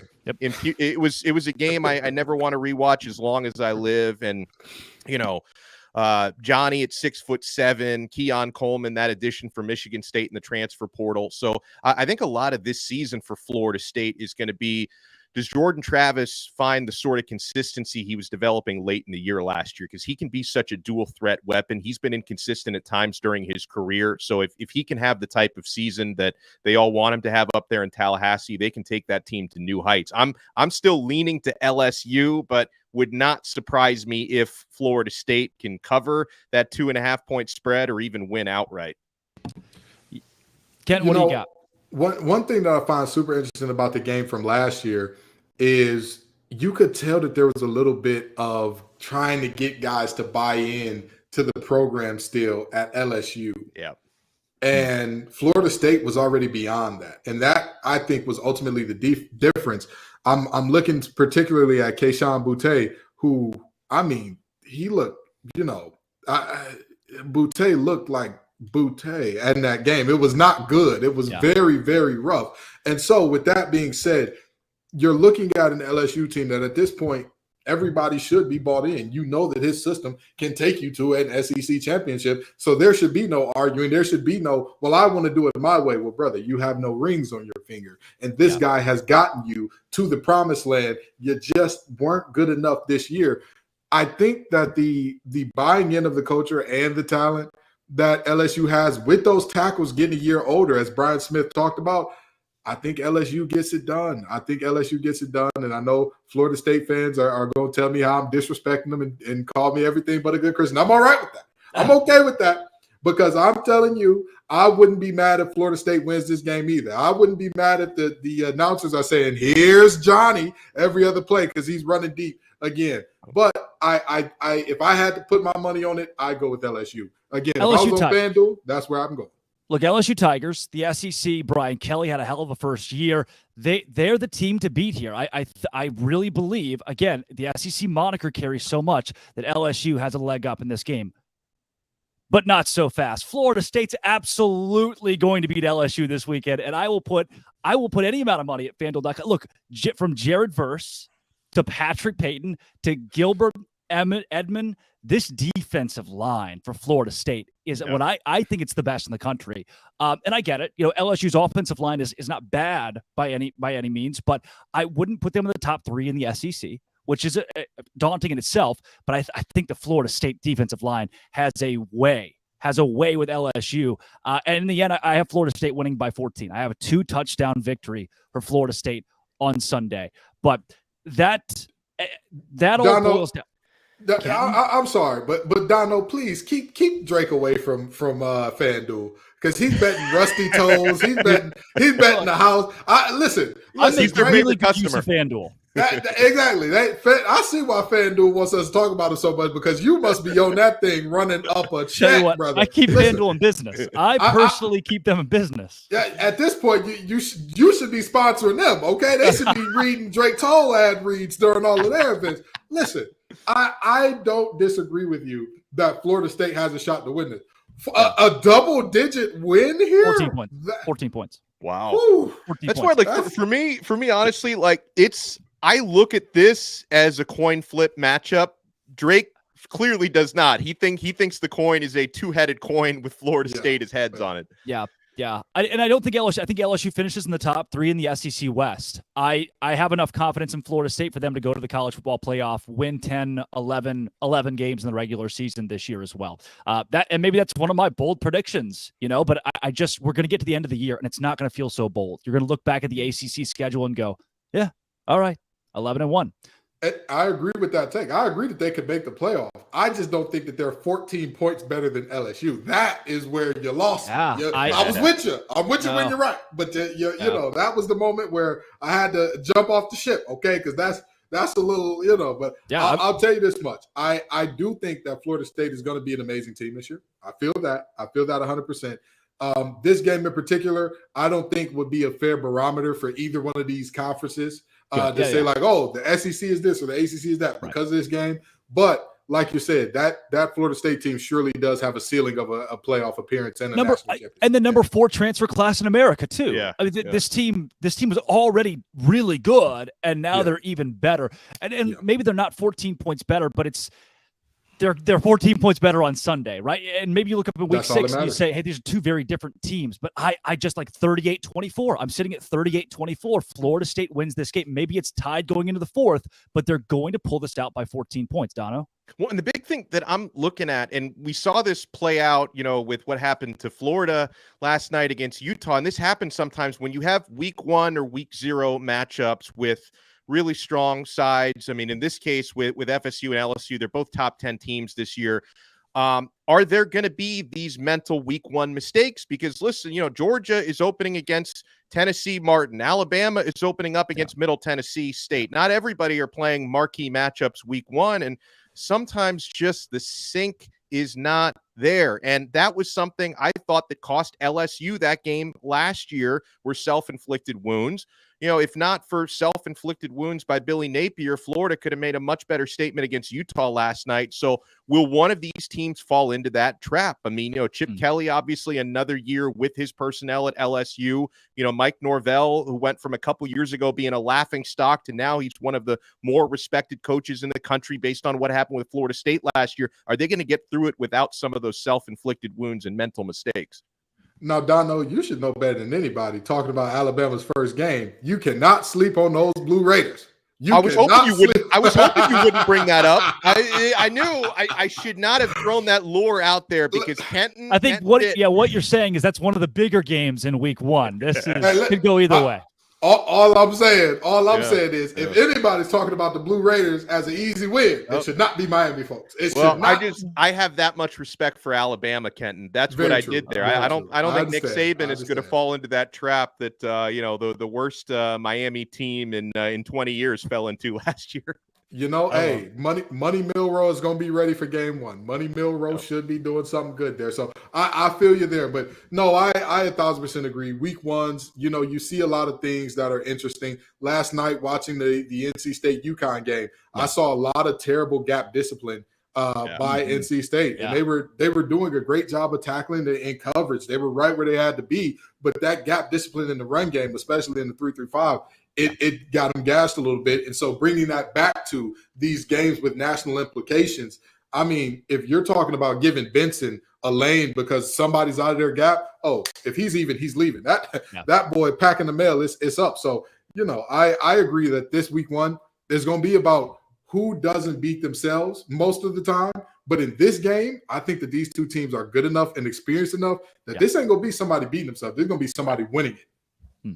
Well, here at Locked On, guys, we know that Zach Blackerby is our grand puba of all of our college shows, and I'm sure he's got a great take on LSU Florida State. At the outside world, though, you know him as the host of Locked On Auburn. Today, he is here to throw punches across college football with the biggest storylines in the Blackerby Blitz.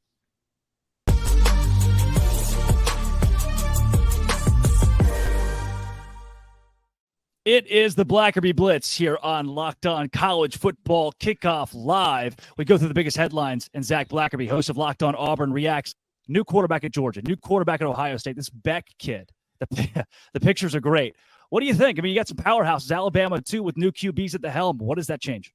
I don't think it changes anything. And I think when you're a top-tier program in college football, it's kind of fascinating because this isn't like this at any other level of competition, but we've seen Alabama win with subpar quarterback play. Then they started getting good quarterbacks, and then they were even better and unstoppable. And similar things with Georgia. I mean, they were winning before Stetson Bennett was good. Like, let's don't act like Stetson Bennett was always a good quarterback. He kind of grew into it because he was forced to constantly be at the level that all these other Georgia athletes were forcing him to get to. And they kind of drug him up. And by the last year, his 12th year, Drake, of playing college football, all of a sudden he was good. And he's actually doing something in the NFL preseason. Props to him. Yay, Stetson Bennett. And I think Ohio State's the same thing. I mean, just the talent around these guys is so much higher than all the other teams that they're going to play. It's going to come down to the same teams regardless. So I don't think this is a big deal. And look, Locked On SEC host Chris Gordy, he has been waving the flag for Carson Beck to win Heisman. Our friends at FanDuel, the lines, he shows his Carson Beck for Heisman ticket to anyone who asks. So be sure to reach out to Gordy. He'd be happy to show it to you. I love the mention of mediocre quarterbacks winning at Alabama. Blake Coker, I hope you are watching. Zach. Jake Coker. Jake Coker, wow. Blake Sims. They both won. You fused them together, Drake. And that just proves my point further. Zach, East Carolina, UNLV, and Bowling Green. 3 teams that will play Michigan without Jim Harbaugh on the sideline. Do you think the Wolverines are just shaking? I don't think they care. Jim Harbaugh may like it. Who knows? But like, I know they're getting a lot of flack, Michigan is, for this self-imposed punishment, I guess, because it's really a slap on the hand, because who cares? But one, like, they don't really have a hard 3-game stretch because Michigan plays no one other than Ohio State, and they could lose that game and still make the college football playoff. But also, who cares? Who cares? I mean, the fact that he's having to be punished at all for buying some kids some hot dogs, get out of here with any of this. Let the guy coach. Yeah, they're not going to need him for these 3 games. It's a joke of a suspension, and it's, again, slap on the wrist just to say that we did it. Speaking of doing things to say that we did them, let's go to Arizona State, where the 2-10 Sun Devils this year won't be able to go to a bowl game. I cover Auburn, right? And for basketball a few years ago, Bruce Pearl's like, you know what? We're not going to the NCAA tournament this year. And it's like, well, that was like the worst roster we've had in the last 10 years. Like, the timing's always funny, Drake. I don't know. It's Arizona State. Who cares? I don't know if any Sun Devil fans are watching, but I would like to think they cares. And shout out to Richie Bradshaw, host of Locked On Sun Devils. Yeah, this makes no difference. They're not going to a bowl anyway, so why not? Hey, you know what? Northwestern bowl ban this year. Yep, that's right, self-imposed. The whole Zach.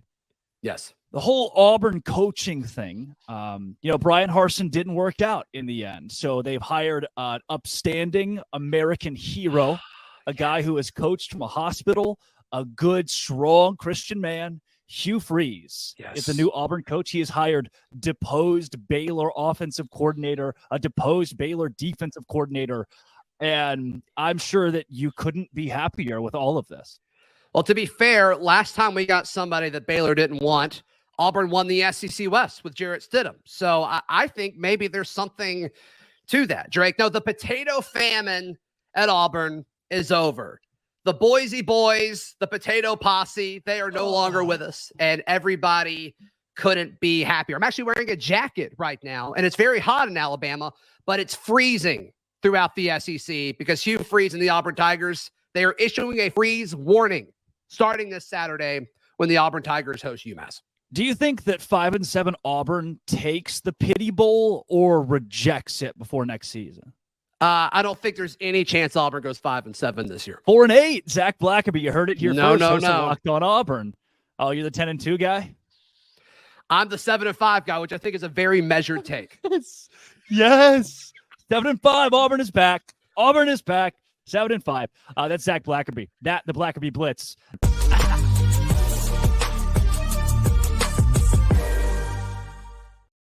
Yeah, Zach Blackerby there, really high on the Auburn Tigers. Just shocking, guys. Look, there are some best bets in I know all these lines are nuts, but there are some best bets in college football coming up at FanDuel. Dono?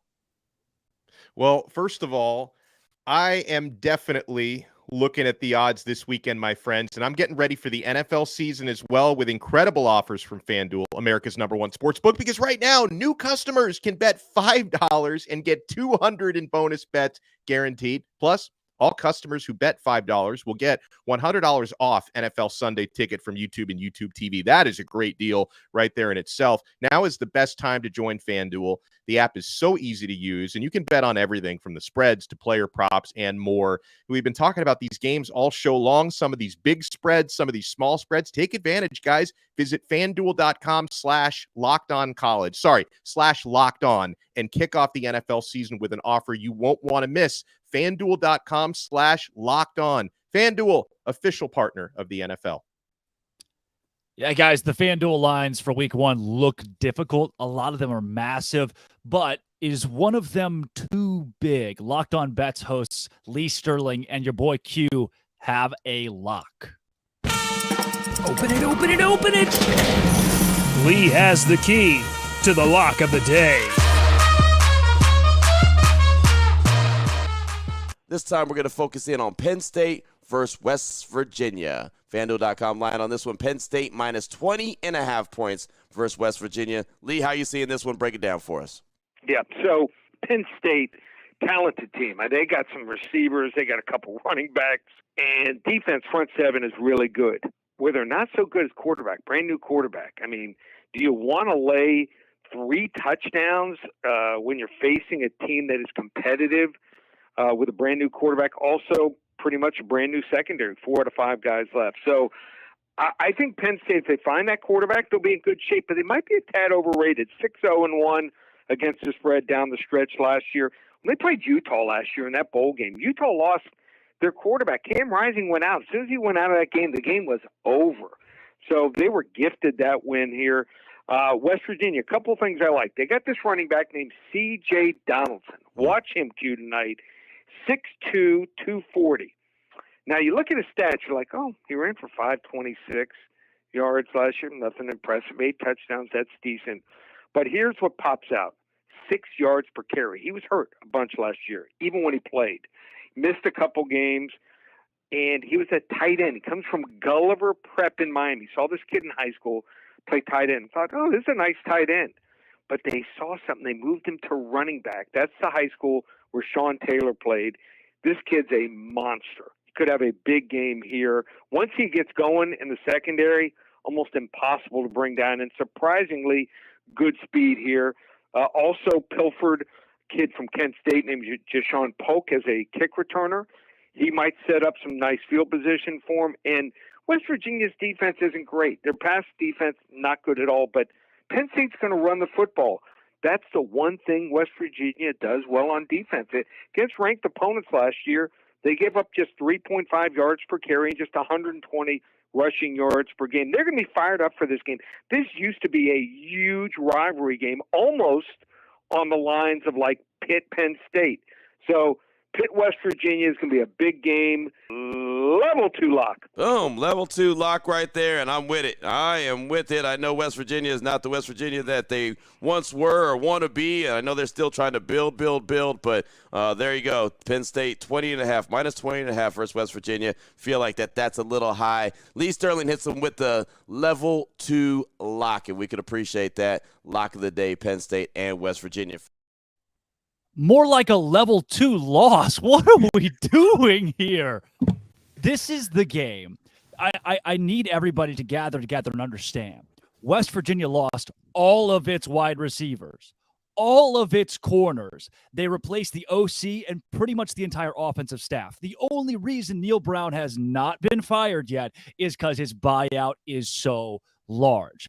It is a night game, whiteout, Penn State on NBC. And anybody in their right mind is level 2ing. I don't even know what level 2 means. I don't even know if that's good or bad. But I do know, that I would not bet against a Penn State team that only lost to Ohio State and Michigan last year, Dono. Penn State is going to win this game by 4 touchdowns and 5 if they really want to.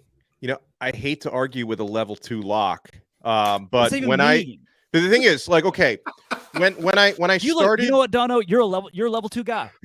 I really do. I really do. Level 2 host, baby. Level 2 host. I'm not even going to bet the other side of it. I think I'm just going to sit this one out because on the one hand, listen, I am keenly aware of the handiwork of Penn State's defensive coordinator, Manny Diaz, and I feel like the other shoe's going to drop at some point, and they're going to get burned in a few games this year. I just don't think West Virginia is the team to do that. And so when I start to hear the logic behind West Virginia covering a big spread, a 20.5-point spread, then I start to think, okay, well, the game must be in Morgantown, right? No, like you said, Drake, it's a whiteout game, night game, Happy Valley. I think Penn State's going to win that game by 4 touchdowns. That's so I'm of all of the games. Yeah, I don't know. That's the one that they picked, Ken. It's hard, but I agree with you, Drake. I'm going to say this. I never bet against a team with 1 cast technician, let alone 2. Shout out to the King twins up there, Kalen and Kobe. One of the best corners in the nation, one of the upcoming linebackers in the nation. Yeah. Not to mention, Singletary is so good. The back behind him is probably going to be all conference, who just transferred out of there. Like running backs have the lowest, what's the word I'm looking for? Franchise tag value of every position. And yet everybody's talking about Singletary as a first-round draft pick. Mm-hmm. I'm sold. I don't want to hurt Zach Blackerby's feelings, but I remember watching him against Auburn, and I thought to myself, yeesh, this kid's the real deal. This is going to be some problems. So with that being said, Penn State to cover, Penn State to beat them boys senseless and send them back to Morgantown limping and singing country roads. Take me home to a field where we belong. Because it's not in Happy Valley. It's not there. Oh, look, you know what? Give me Penn State minus 20.5. That's a level 15 lock. Wow. Yep, 100%. Level 15. I don't know. I will say, Drake, I'm bookmarking this because if West Virginia does cover, I will make a video apology to my guys at Locked On Bets, Q and Lee. I will go out of my way to apologize if WVU does cover. Your boy Yeah, Q, Waco's own. Yeah, guys, I've got Penn State all day. I went to FanDuel, saw some of these lines. The one that I'm going to pick out. So, I'm a Baylor grad. I graduated from Baylor like 3 months ago, right? So I'm supposed to root for them. No chance they cover 28 points this weekend. They've got Texas State, and a lot of these games get overlooked, like Oklahoma, Arkansas State. OU's a 36-point favorite. They don't cover 36. They get backdoored to 28 or something like that. Baylor this week, G.J. Kinney, the new head coach at Texas State. We had him on our show. Unbelievable. He went 12-2 his first year as a head coach in college football. They're going to play this game close against the Bears. They have one of the best recruiting classes in the country. 28, too much. Baylor wins this game by 17-21. Blake Shapen, still a liability at quarterback at times. That's one of my picks this week. Dono, what do you like on the board right here? I'm going to go back to that North Carolina, South Carolina, because there are so many of these gigantic spreads scare me a little bit week one when we haven't really seen anybody yet. But I've got a pretty good idea, being an ACC guy, what Drake May and North Carolina bring to the table. I've got a pretty good idea what Spencer Rattler and company in South Carolina bring to the table. I like the line, but I like UNC to cover -2.5. I see the Tar Heels winning this one by probably 6 points to a touchdown, and I think it's going to be an entertaining game. I'm looking forward to watching. Probably an offense explosion on both sides. Whoever gets the football last will probably be at an advantage, but I think Drake May is going to have a field day, and I think they're going to cover. Yeah, so in the battle of the orange teams here, in terms of Tennessee and Virginia, last time there was a battle of the orange that Tennessee was involved in, it was in the Orange Bowl, in which they beat Clemson handily.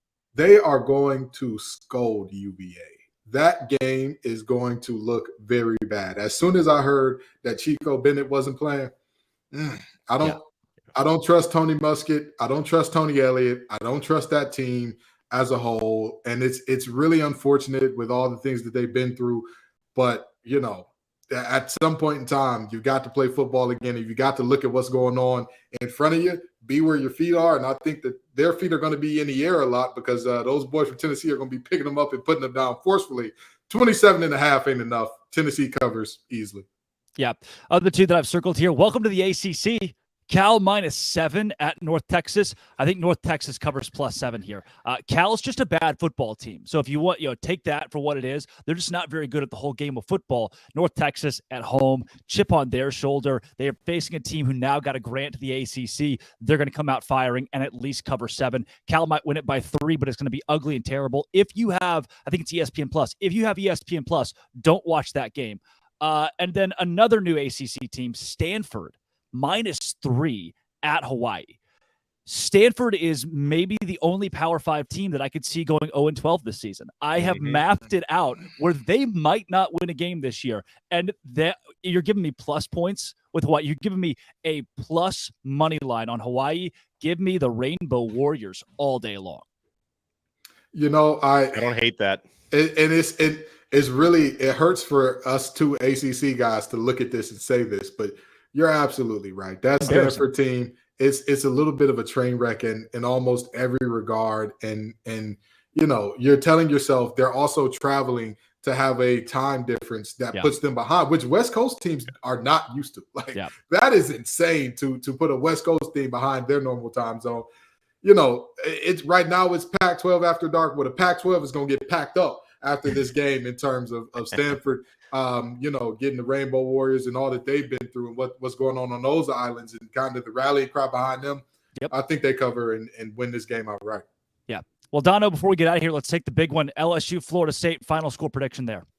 Yeah, I'm going to go with LSU to win and just cover by the skin of their teeth. I'm going to go with LSU by 3. So I'm going to say pretty high-scoring game based on, the quarterbacks and the defensive secondaries. I'm going to say a 38-35 LSU, which means I'm going to have my popcorn ready for this one. Kenton, same question. I think that these defenses are being disrespected just a little bit. I think that there's a lot of offensive firepower here, but I think these defenses are being disrespected just a little. I've got LSU winning a close one, 28-24. This game for me, 38-24, 14-point win for Florida State in the end. Again, it might be 24-24 going into the fourth.